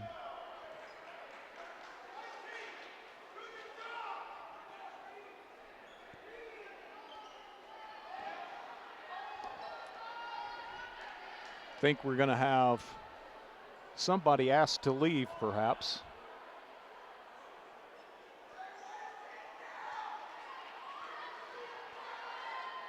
Play stopped momentarily, and the official consults with Farragut Athletic Director, Coach Donald Dodgen. So they say somebody may be asked to go. Farragut in front court. Dan Lanning fires into the left corner to Aiden Foshee, onto the wing to Parker Lane. Parker driving, leaves it off with Reed Vining, who lays it up and in. Parker Lane with the assist, Reed Vining with the basket. He's got 21. Farragut leads by 31, 54-23, all the way to the basket, right side. It's Smith.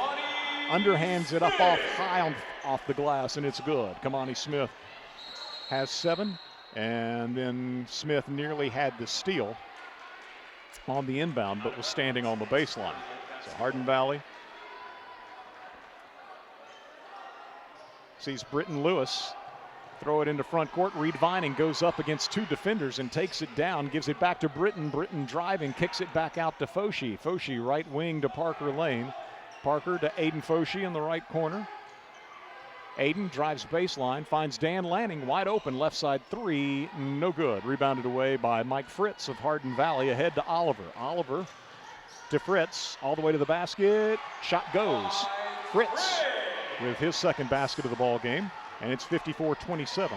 The Admirals in front court. Parker Lane, three-pointer, right wing, good. I think that was again Lewis on the assist as Parker Lane knocks down his 4th 3 of the ball game. 18 points for Parker, and the Admirals lead it 57-27 with 5:26 to play. And Coach Burris going to use a full timeout. J.P. Burris, I believe season number 4 at the helm, assisted by Adam Jenkins, Corey Johnson, and Randy Schwarzenstruber. Hardin Valley, coached by Andy Arndt. He's assisted by Austin Duncan, Matt Cox, Jefferson Holt, and Chris Martin. 57-27. The Admirals leading with 5:26 to go in our third quarter. 30-second break for our sponsors. We'll return with more as you listen to Farragut High School Hoops on West 105. Hey, it's Matthew Brown with Brown Insurance Group. For your home, auto, or business, we are proud to represent the top carriers, including Erie Insurance, recently ranked #1 for auto insurance by Consumer Reports, along with Progressive, Geico, Allstate, Travelers, Foremost, Berkshire Hathaway, and Chubb. So you can compare and choose the coverage that fits your life the best. Start your custom quote today at bryaninsurance.com. That's BRYAN insurance.com. Brian Insurance for every season of your life. Hardin Valley with the ball coming out of the timeout. It's going to be Smith working against Farragut's Matthew Dickens. Gives it off to Jack Sparks. Reed Vining on him. Sparks on the perimeter. Dribbles right.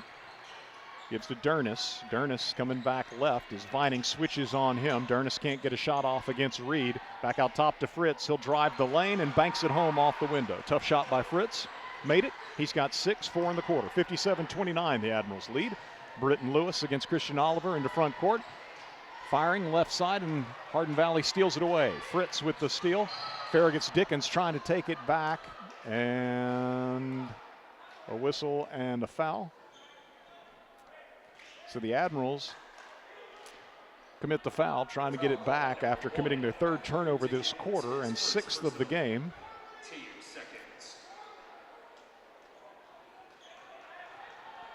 Kamani Smith, guarded by Matthew Dickens. Left side with a pass to Mike Fritz. On him, Britton Lewis. Back to Smith, right side. And Aiden Foshee denying a pass to Oliver at the top of the key. Makes the steal, drives in front court, and was fouled as he released a pass to Reed Vining. Vining perhaps poised to throw down a dunk, but the whistle and foul on Oliver as Foshee, with a little thievery at one end, fouled at the other. Colorado and Radcliffe into the ball game. Sparks and Oliver out. Parker Lane inbounding for Farragut. Aiden Foshee open, left side 3, no good. Vining almost got the offensive rebound on a tip, but ahead it comes Hunter Radcliffe into the left corner to Fritz for a 3-pointer that is good. Fritz with his first 3 of the ball game. And now Farragut throws the ball away on the inbound. It's stolen away by Smith. Open in the left corner for a 3 is Radcliffe. It is no good. Vining had the rebound. Yes, indeed secures the rebound. Into front court to Parker. Parker in transition, scores. Parker Lane with the basket on the assist by Reed Vining. 59-32. Driving Colorado for Hardin Valley. Shut down on the left block. Fires it back out top to Dernis. Dernis inside to Smith. Smith bullying his way to the basket against Dickens, and they call the foul on Dickens.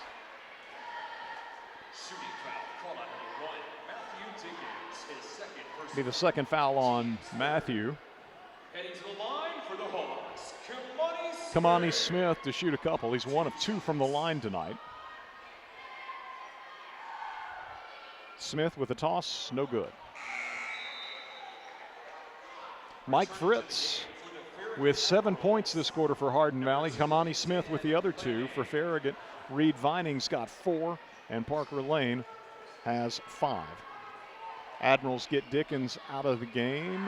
Let's see. Second toss for Smith is good, giving him 8 on the night. 59-33 Farragut. Britton Lewis to Dan Lanning. Lanning in front court, penetrates, leaves it off with Vining on the left block. They double team him. Wrestles the ball away, gives to Foshee. Foshee fires into the corner to Lanning. Lanning, beautiful baseline drive, pirouettes and kisses it off the glass with the perfect English with the left hand. 61-33. 3-pointer for Hardin Valley out top, no good. Smith, the rebound, put back, no good. A 3rd try by Colorado is good. Colorado with his first basket. That bucket a moment ago by Lanning was his first. It's 61-35. Favor of the Admirals. Aiden Foshee in front court takes a pass from Lanning, finds a wide open Parker Lane. 3-pointer, no good. Parker got his own miss. Missed at the rim on the follow, and Hardin Valley comes away with it. Hawks in front court. It's Fritz driving on Lewis. Puts a shot up, no good. Lanning the rebound, fires it ahead. Parker Lane all by his lonesome with an uncontested layup at the other end. Parker's got 22. And Farragut's going to use a timeout with 2:40 to play in our third quarter, and the Admirals leading 63-35. So Coach Burris with a 30-second timeout. I think that leaves Farragut with 2 full timeouts. 2:40 to play in the third, 63-35. Coming up Saturday, February 7th at 5 o'clock in the school commons, it'll be the 14th annual Farragut High School Athletic Hall of Fame banquet. The event again catered by Brown Bag. Individual tickets are $40 each or $300 for a table of 8. This year's honorees include Coach Eddie Courtney, former student athletes Drew Burnett, Harrison Eldridge, Katie Green, Anna Miller, Cole Strange, James Thomas, Bailey Williams, and Sarah Yeager. The Service Award inductees will be Michelle Brosette and Richard Huff. So make plans to attend the 14th annual Farragut High School Athletics Hall of Fame banquet Saturday, February 7th in the school commons at 5 o'clock. Hardin Valley with the basketball coming out of the timeout. Oliver double teamed on the right baseline, gives it back out on the perimeter for a 3-point attempt. No good by Colorado. Rebound by Foshi, surrounded by Hawks, and the ball knocked out of bounds. Out of bounds. It's Hawks basketball. They call that out of bounds off of Farragut. And so Oliver inbounds to Colorado, left elbow, gives it up to Fritz, top of the key. Britton Lewis on him. Left side to Oliver, and Farragut reaches from behind trying to punch the dribble away, but the official says that Aiden Foshi committed a foul in doing so. Aiden Foshi, his third personal foul. Team's third. Returning to the game for the Farragut Admirals. Third foul for Foshi. Hardin Valley inbounding off the baseline to Oliver. Can't get a shot off against Dan Lanning. Now tries a 3, right wing, no good. Reed Vining the rebound, clubbed on the arm, held on the arm, and finally fouled. Well, finally the foul called. And it'll be Colorado picking it up. Foul call on number 2, Graham Colorado. 63-35, the Admirals leading here at Hardin Valley with 1:59 to go in our third quarter. There's been a mass exodus of the Hardin Valley student section. They decided not to stick around and see this one to its conclusion. Lanning in front court. Off to Lewis, wasn't expecting the pass. Farragut commits a turnover. Hardin Valley's Fritz all the way to the basket and lost a handle on it on the way up with the shot, but Britton Lewis was out of bounds as the ball landed in his waiting hands. So Hardin Valley will keep it. Yeah, I was somewhat shielded. I thought all the students had just sat down, but no, they've just left. Inbound feed comes to Kamani Smith, and he lays it up and in. That was a little too easy on the inbound for Hardin Valley. 63-37, Farragut leading. Lanning double teamed in rear court, gives to Vining, who's double teamed. Touch pass to Britton Lewis, ahead in front court to Parker. Parker gives it right back to Britton, but he missed on the drive to the basket. Smith the rebound for Hardin Valley, ahead to Fritz on the right wing. Back to the trailer, Oliver for a 3-pointer. Good. Oliver with his second 3 of the ball game. He's got 8. It's down to 23. Here's Vining at the other end with a dunk. Nobody back for Hardin Valley. And Reed Vining throws down a slam with 1:05 to go in our third quarter. It's Farragut 65-40. Down low, shot up by Smith is good. Smith scores. He's got 12. Parker Lane hits the deck twice.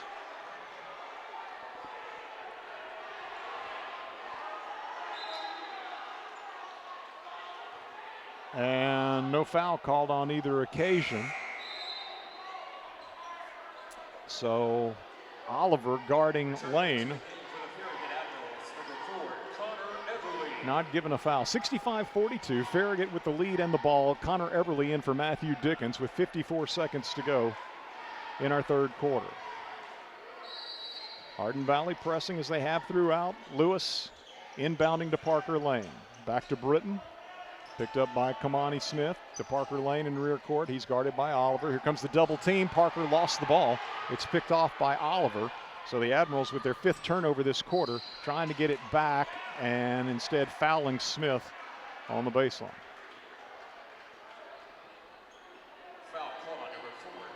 Foul on Connor Everly.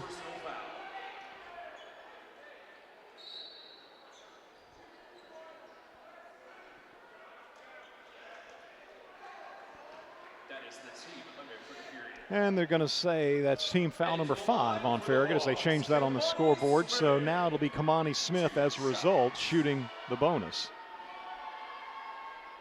First toss is good. Again, if you're watching the video stream, Admiral video stream on 105.3 WFIV's YouTube channel, understand that the bit rate's been lacking at times tonight. Second toss, no good. He hit 1 of 2, loose basketball, and Smith was on the sideline, I think. Yep, it'll go to Farragut. Clock continued to run there for a couple of seconds. 35 seconds to go in the third. Farragut up 65-43 with the ball side rear court. In it comes to Dan Lanning. But afterwards, for the game to be viewed on demand, there's going to be an alternate broadcast put up so that it'll be cleaner than what went out originally. And Farragut commits another turnover. Lanning, I think, caught that dribble off his foot and ricocheted out of bounds. And I've got Farragut with 7 turnovers this quarter after committing only 3 in the first half. 65-43. Farragut by 22. Hardin Valley with the basketball, third quarter winding down. They go inside to Oliver, working against Parker Lane, and Parker tied him up. Beautifully done by Parker. Got his hands on top of the ball, and the possession arrow is to Farragut. So 6.2 seconds remaining in the third. Aiden Foshee in for Connor Everly as the Admirals looking for an additional shooter. Inbound comes to Lanning. Lanning spins away from Smith into front court, finds Britton Lewis, and Lewis trying to make the extra pass, didn't beat the clock. Vining would have been open down low, but time expires on the third quarter. Farragut leading 65-43.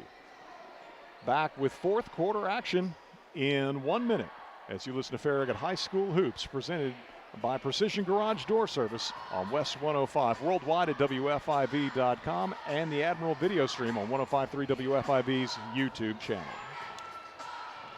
Welcome to Willie's Wings, home of the secret sauce. I'll take a dozen wings. Oh, by the way, I love that sauce. What's in it? Can't tell you. Why not? It's a secret. While many financial advisors claim to have the secret sauce, they don't. In fact, if their sauce is so good, why are they keeping it a secret? Derek Miser of Miser Wealth Partners doesn't keep anything a secret. He knows there's much more to retirement planning than stocks, bonds, and mutual funds. That's 865-281-1616 or online at miserwealthpartners.com. Shop Farragut loves Farragut sports. From football to basketball to baseball and softball, we love supporting our hometown teams. We also love it when you shop Farragut and support our hometown businesses. You'll find everything you want when you shop Farragut. So support our local businesses and shop Farragut every day. We got the big box of mom and pop, so many groovy restaurants.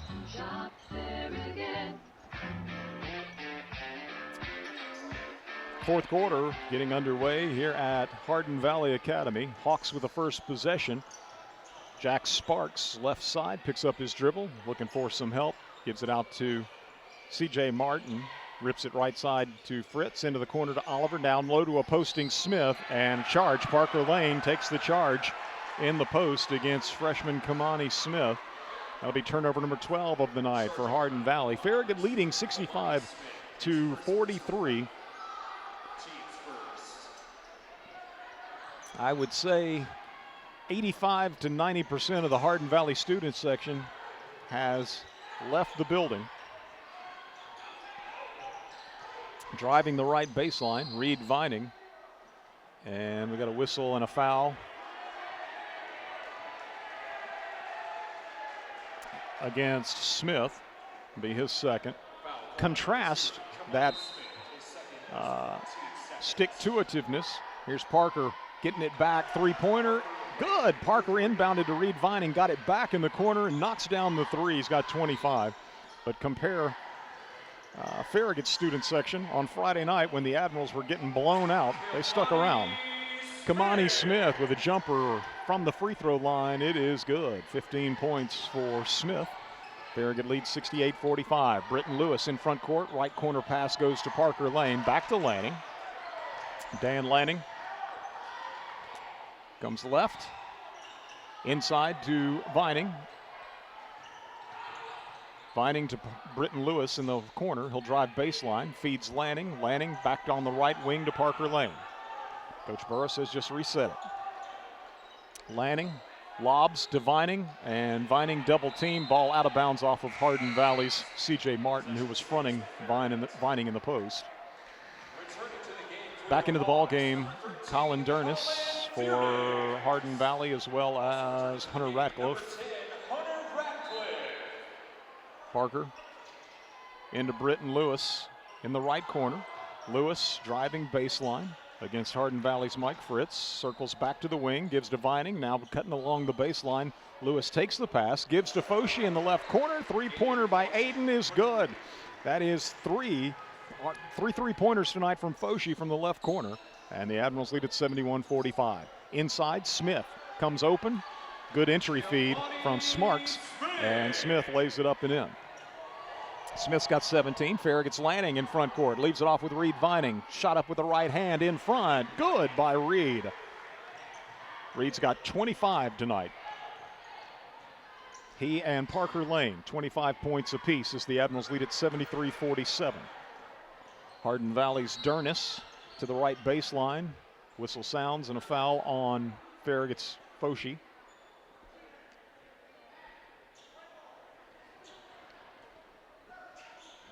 Third foul on Aiden. Actually, they're showing it's his fourth. Parker Lane checking out of the ball game. Foshi remains. Matthew Dickens back into the lineup for Coach Burris. Dernis driving in the lane off the inbound for Hardin Valley, and his shot is swatted away by Reed Vining.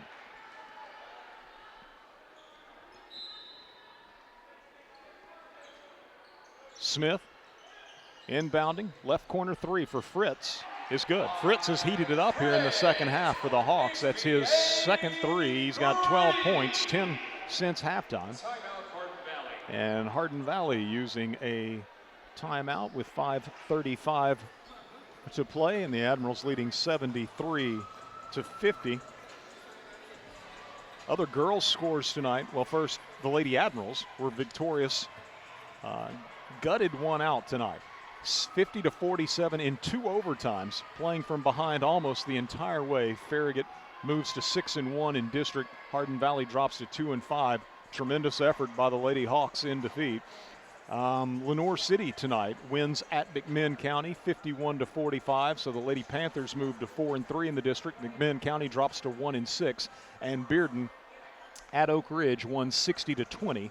As the Lady Bulldogs, a 40-point victory. They're now 7-0 in the district. Oak Ridge 3-4. Oak Ridge and Farragut scheduled to play Friday night, but as Coach Mayfield said post-game, we may play that one Thursday depending on how the weather forecast looks. So I'll try to keep you posted on that through both X and also Daryl Bryan on our morning show in WFIV.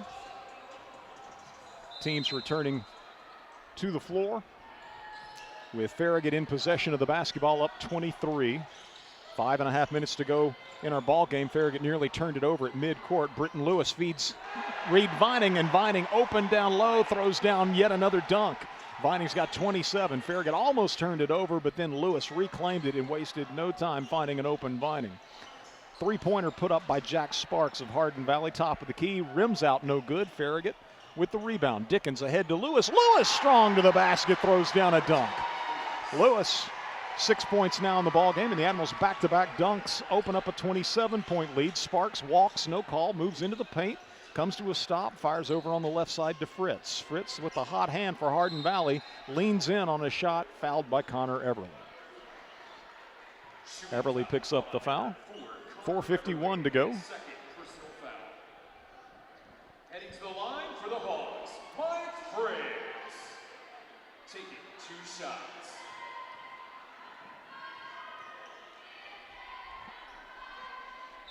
Well, as best I can count, 19 students have stuck around for Hardin Valley, so kudos to those young people for supporting their team regardless of the outcome. Farragut checks Britton Lewis, Dan Lanning, and Reed Vining out of the ball game. 77-51. Fritz, I think, hit the first, missed the second. Farragut in front court.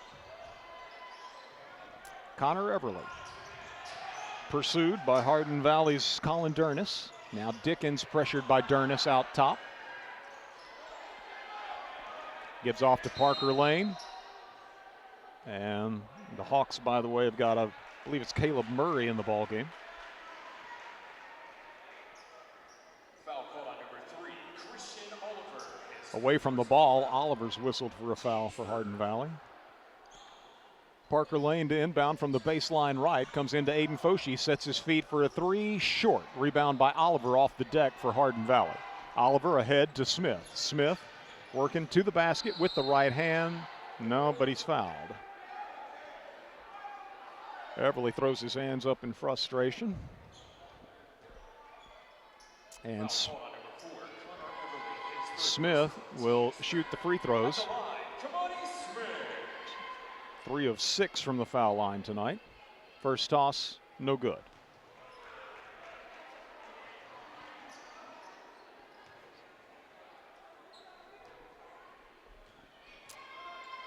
Smith, leading scorer for the Hawks, good on the second toss, so he continues to hit 1 of 2 each trip. He's got 18. 77-52, Farragut by 25 as Dickens double teamed in rear court.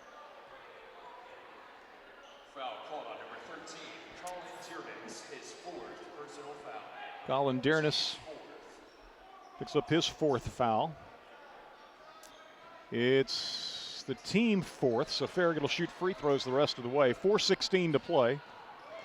Parker Lane into front court to Connor Everly. Everly driving into the paint, shot up, won't go. Rebounded away by Smith of Hardin Valley. Leads the break back the other way, feeds Dernis. Dernis with the right hand, scores at the rim. Dernis with 4 points now. Farragut inbounds to Everly. To Foshee. Aiden Foshee ahead to Parker Lane. 2-on-1 break. Did not go down low to Alex Evans. Instead backs it out.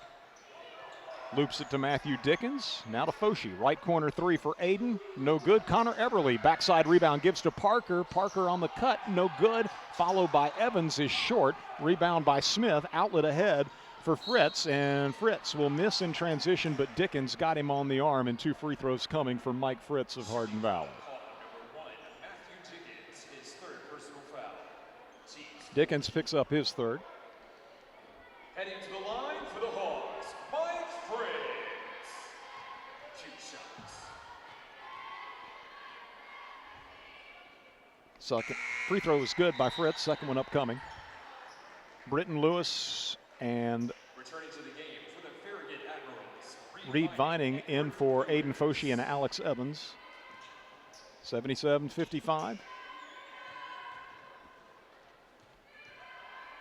Fritz with the second toss, good.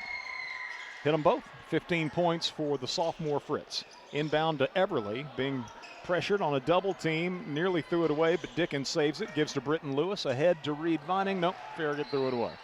Admirals trying to get up the floor in a hurry, and Lewis's pass just too far out in front of Reed Vining. I believe that's turnover number 11 of the night for the Admirals. 21-point lead for Farragut. Hardin Valley with a basketball. Dernis, right side, all the way to the baseline, circles under the bucket, rips it into the corner to Caleb Murray. Out top now to Fritz. Fritz's pass stolen away. Matthew Dickens, good anticipation. Going to drive for the layup at the other end. Matthew with 7 points. Farragut leads by 23. Inside, it'll be Oliver taking a pass down low. Vining comes over, swats his shot out of bounds, but Parker Lane called for a foul. So Christian Oliver, 2 of 2 from the line tonight, 8 points for the Hardin Valley sophomore. He'll shoot a pair. First toss is good. Returning to the game for the Farragut. Hardin Valley gets Brad Mesdo into the ball game, replacing Caleb Murray. Meanwhile, Oliver back to the line and hits them both. 10 points tonight for Oliver. Farragut inbounds to Dan Lanning. Oliver chasing as Lanning brings it in front court, leaves it off with Vining. Vining, ball knocked away from behind, out of bounds. Oliver knocked it loose. 2:44 to go. Parker Lane into Reed Vining. Vining along the baseline, reverses and throws down yet another one. Vining with his third dunk of the night, 29 points. Nice reverse layup by the Farragut senior Reed Vining, and the Admirals up 81-58. Dearness into the corner to Nesdo. Three-point attempt is offline, rebounded by Lewis, or loose ball grabbed by Lewis. Ahead to Parker Lane. Now to Dan Lanning. Lanning tries a dunk, missed it, grabbed his own miss, finds Parker. Could have shot the three, but backs it out. 2:19 to play. Parker being pushed by Dearness, drives into the paint, kicks to Lanning right side. Farragut sending its subs to the scorer's table as Lanning got away from Fritz, tried to bounce it down low on the baseline to Lewis, and it's stolen away by Oliver of Hardin Valley. In transition, he'll leave it off with Fritz, and Fritz will score the basket. Fritz scores in transition, giving him 17. And Farragut's going to get Parker Lane, Dan Lanning, Reed Vining, and Britton Lewis out of the game. Admirals checking in Bennett Wright.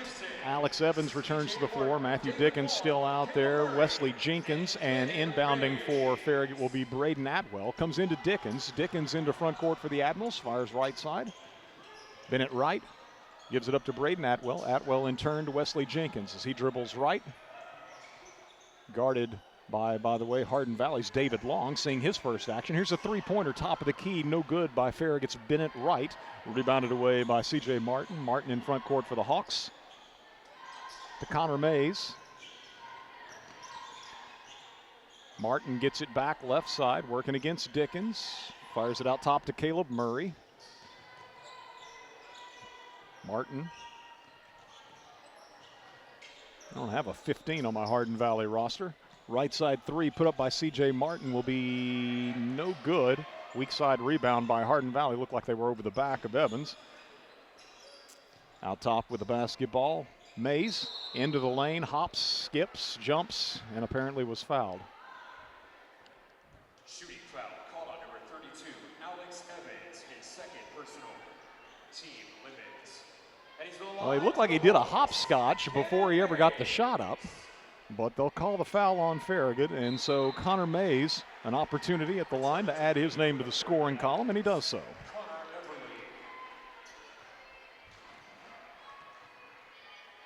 15 is Gibson for Hardin Valley, so make note of that. Second free throw is missed by Mays. Farragut in front court leading by 20, 81-61 with 53 seconds to play. Alex Evans gets the ball inside, pivots, puts it up with the left hand, but missed. Rebounded away by Caleb Murray of Hardin Valley, given ahead to Martin. C.J. Martin, crossover into the left corner. It's going to be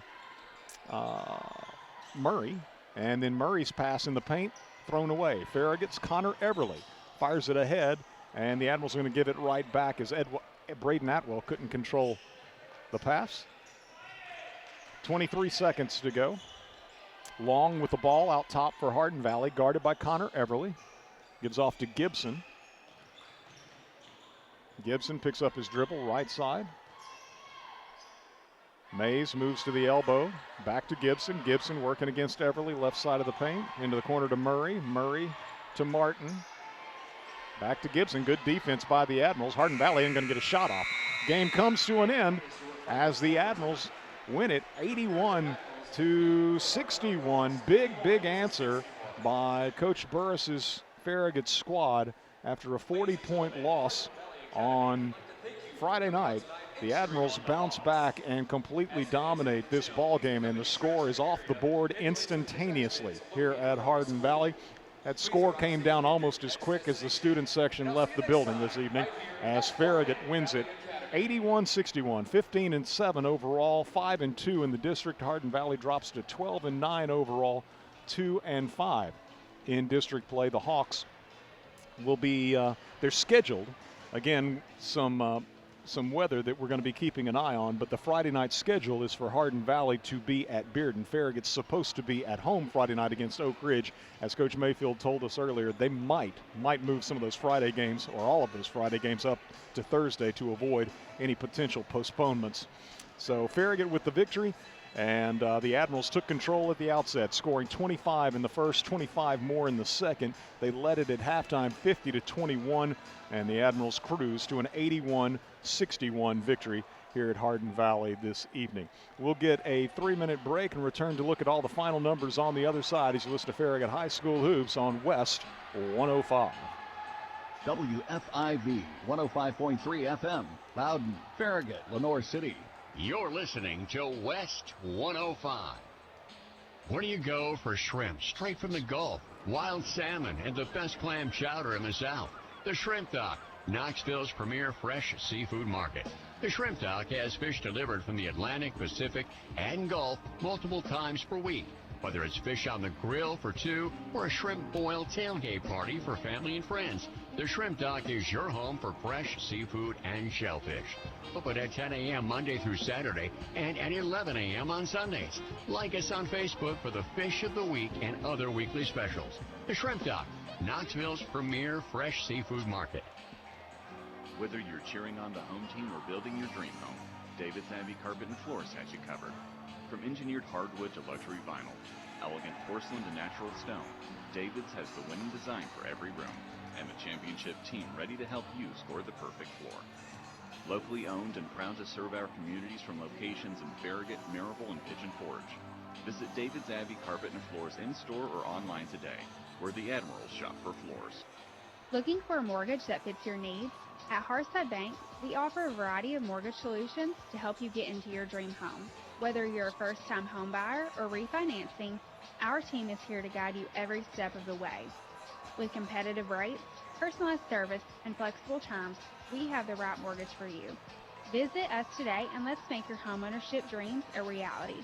Hearthside Bank, member FDIC, equal housing lender. Thousands of LCUB electric customers are already enjoying our gig speed fiber internet's lightning fast symmetrical upload and download speeds with unlimited data, lag-free streaming and gaming, and the bandwidth to connect all their family's devices with ease. Plans start at just $69.99 a month, Wi-Fi included. Free installation, fixed pricing, local customer service, and no contracts. Why wait? Get connected now. Check availability at lcub.com. Leaky pipes. Oh no! Toilets clogged. Oh crap! Don't freak out, just call us. Problem solved. Okay. No job too big, no job too small. Oh, great. Repairs, installs, relax, we do it all. Valley Plumbing. Any plumbing issue, anytime. Call your Valley Plumbing professionals today at 865-351-0643 or visit valleyplumbingtn.com. That's valleyplumbingtn.com. You never think about your garage door until there's a little... Uh-oh. Oh, no. Or even the occasional... Now that can be good. That's why the pros at Precision Garage Door Service are available same day with fully stocked trucks to fix it fast. So we can turn into... Oh my, wow. Precision Garage Door Service, the name you can trust.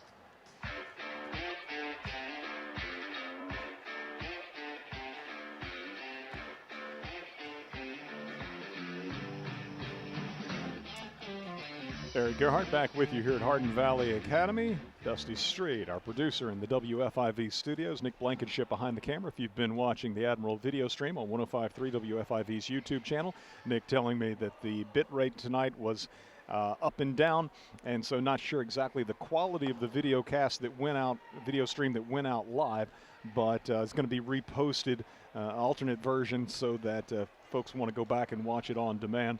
There'll be a nice clean version of tonight's big win as Farragut defeats Hardin Valley 81-61. And the Lady Admirals, while it was not a thing of beauty, it was a gutsy effort as the Lady Admirals fell behind early, played from behind almost the entire way, and toughed out a double overtime 50-47 victory. So good night for Farragut here at Hardin Valley. The Admirals jumped all over the Hawks, leading 25-10 at the end of the first quarter. What an answer, a response after being held to 31 points at Bearden on Friday night. And again, kudos to the Farragut students Friday night who saw a couple of blowouts of their teams, but they stuck around till the bitter end. Not so here tonight at Hardin Valley, as the Hardin Valley student section said adios to their team pretty early in this one. And the Admirals, again, 25-10. They led it after one. They led 50-21 at halftime, outscoring Hardin Valley 25-11 in quarter number 2. In the third quarter, it was the Admirals outscored 22-15, so 65-43 heading to the fourth. The final quarter, 18-16 in Hardin Valley's advantage, but Farragut wins it by 20, 81-61. I had the Admirals tonight with 13 turnovers, Hardin Valley with 14, but at halftime when the game was well in hand, Hardin Valley had committed 10 of their turnovers and Farragut had only 3. Looking at the individual scoring for the Hawks, Kamani Smith had 5 at halftime. He finishes 4 of 8 from the line and 18 points to lead the Hawks in scoring. Graham Colorado with 2 points. Christian Oliver, 4 of 4 from the line, 2 threes for Oliver. He finishes with 10. It was Mike Fritz with a big second half for Hardin Valley. 2 3-pointers, 3 of 4 from the line, 17 points tonight for Fritz. 15 of those 17 after the halftime break. Hunter Ratcliffe, 1 3-pointer. He was 1 of 2 from the line, finished with 4 points.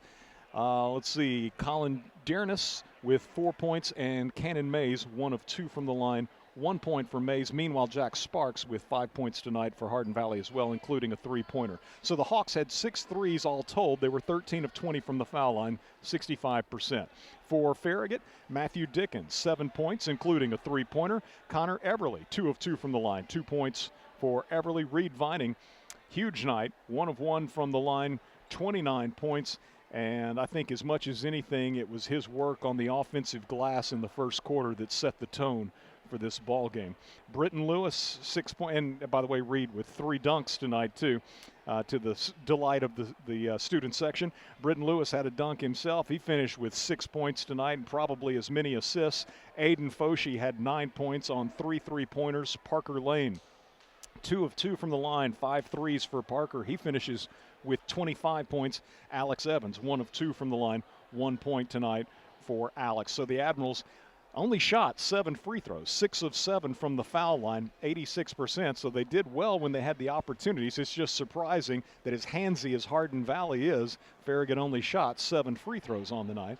But they had 9 threes again. Parker knocked down 5 of those. Matthew Dickens with 1 and Aiden Foshee with 3. As the Admirals established the early lead, maintained it throughout, and win going away to improve to 15-7 overall, 5-2 in the district. Hardin Valley drops to 12-9 overall, 2-5 in district play. So we're going to get Britton Lewis in here to chat with us, the Farragut senior. And Britton, I was saying, you guys are coming off that loss at Bearden. You only scored 31 points, far and away the lowest output of the season.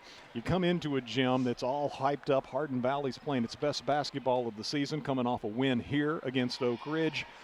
You got a student section that's got it packed out. I mean, what's the mindset of this team and what you want to get accomplished tonight with considering all of that? Yeah, we just got to be focused on us, do what we do. I mean, at Bearden we did not play our best basketball, but we had a great last practice, and we were ready coming here and just play how we play. Yeah, on the girls' side of things, the other night, Coach Mayfield said afterwards Bearden was just tougher. And I thought, the girls' game wasn't pretty, but they toughed out a win. I thought you guys showed your toughness as well in the way that you responded, because I know that had to be disheartening. It's such a big rivalry game, but this one is too. And did you take any satisfaction from looking up and seeing that the student section for Hardin Valley was empty? Yeah, definitely. Coach Burr said, look over there, there's no one over there, but it felt nice when it was empty. Yeah. I said, kudos to the Farragut students. They stuck around and supported you guys Friday night. Best student section right there. And of course they were here tonight in force as well.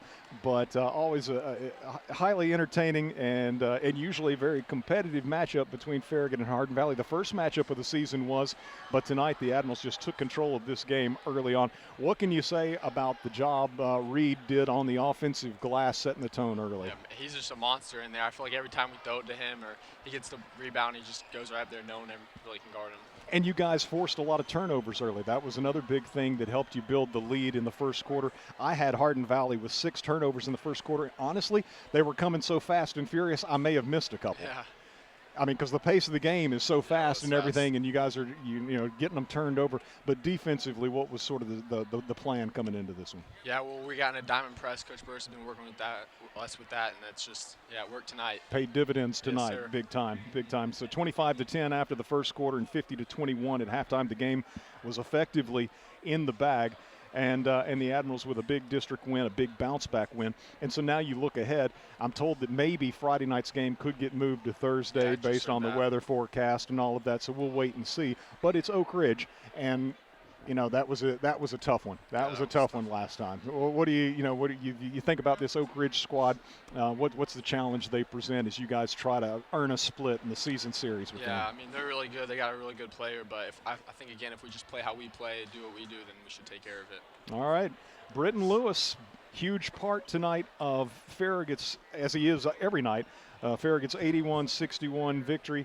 Britton doing a great job distributing the basketball and helping Farragut just on the glass at the defensive end. You're always on the team's top player. Great job. Enjoy watching you play. I have for a few years. Thank you very much. And good to talk to you. We'll do it again. We'll do it again. Sir. Thank you. Britton Lewis of the Admirals, big part tonight of the 81-61 victory, and Farragut.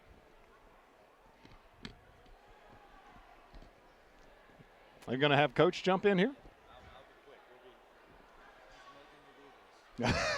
He said he's being made to do this. This would be Coach Swartz jumping in, and it's all right, Coach. We won't bite. So what can you say? You got to be proud of this team and the way they responded from Friday night. Yeah, 100%. You never know what a team's going to do after a game like Friday, and that was rough on us, of course. And they responded. We can't ask for anything else. No. They came out and they fought their butts off and did what we asked. And of course, we're knocking down some shots, and Reed couldn't be stopped down low, so that made it nice for us. Indeed. Yeah, it was offensive rebounding and turnovers in that first quarter that made the difference. But it was just the effort. I was saying just a moment ago to Britton, but also during the broadcast. At the sort of previewing the game, Farragut's going to have to be able to get over the loss to Bearden. They're going to have to be able to match Hardin Valley's intensity. Saying this is their game of the year for where the regular season is concerned. To have Farragut in their home gym, they're coming off probably their biggest win of the season over Oak Ridge. And so for Farragut to have the intensity and the focus that they had early on, the energy level that they had early on is absolutely huge. Yeah, 100%. So, we knew they were playing very well as of late, and they're young, but they're kind of reaching that stage of the season where they're maturing, and they're not playing like freshmen and sophomores anymore. Right. We knew they were going to be physical. I thought we handled the pressure very well. Their press, we did a great job with that. Just being under control, and honestly, we were really aggressive off it, and we got buckets off it, kind of turned it around on them. But that's a team there that I'm assuming we're going to see again at some point this year. Yeah. And they're not going to let down at all. They're a good team. They will use this one as motivation, no doubt, if that proves to be the case. But the Admirals sweep at least the regular season series from the Hawks. And looking at some other scores tonight, looks like Lenoir City defeated McMinn County 72-60. And let's see, make sure I'm not repeating a girls' score. No, this is the boys' scoreboard here. And Bearden tonight defeated Oak Ridge 79-44. So the Wildcats come to Farragut. Scheduled for Friday, might be Thursday. On the forecast, we'll see about that. But what about the challenge of Oak Ridge? That was a heck of a game. Farragut just fell behind early in the first quarter in that one and never could get even. I mean, you had probably it felt like a dozen opportunities in the late third quarter and throughout the fourth quarter to tie the game or take the lead. Finally got it tied, and then they hit that three-pointer at the buzzer. Yeah, no, that's one we for sure would like to have back, but that's a heck of a team too. I mean, we're going to have our work cut out for us, whether it's Thursday or Friday. So hopefully we can come out and, if we're knocking down shots like we did tonight, we're going to be tough to beat. But we'll see. It's high school basketball. So yeah, you never know what you're going to get, what team you're going to get, but it certainly helps when that starting five's an all-senior group and they've been together and they play for each other the way these guys obviously do. I say it almost every broadcast, but I love watching this team play. No, they're fun. They're fun to watch. When we share the ball and play as a team, we're as fun to watch as anybody, I think. So. Yeah. And I love the way they responded tonight. I'm not surprised by it, but I love the way they responded tonight. It's just sort of like an added confirmation or affirmation of what you already knew about these guys. Yep, 100%. Coach Randy Schwartzentruber, appreciate you coming up, buddy. I hope that wasn't so bad that you won't come back some other time. I appreciate it. Admirals win tonight by a final of 81-61 over the Hawks of Hardin Valley. Farragut now 15-7 overall, 5-2 in the district. The Hawks dropped to 12-9 overall, 2-5 in the district. Again, games scheduled for Friday, could be played Thursday, but Hardin Valley at Bearden, Farragut hosting Oak Ridge. Lady Admirals victorious earlier in double overtime, 50-47. KJ McNeely leading the way with 29 points. Reagan Sheridan providing a huge offensive lift late as she scored 14 total, 6 in the second overtime. And the Lady Admirals from behind almost all night long find a way to get it done, 50-47.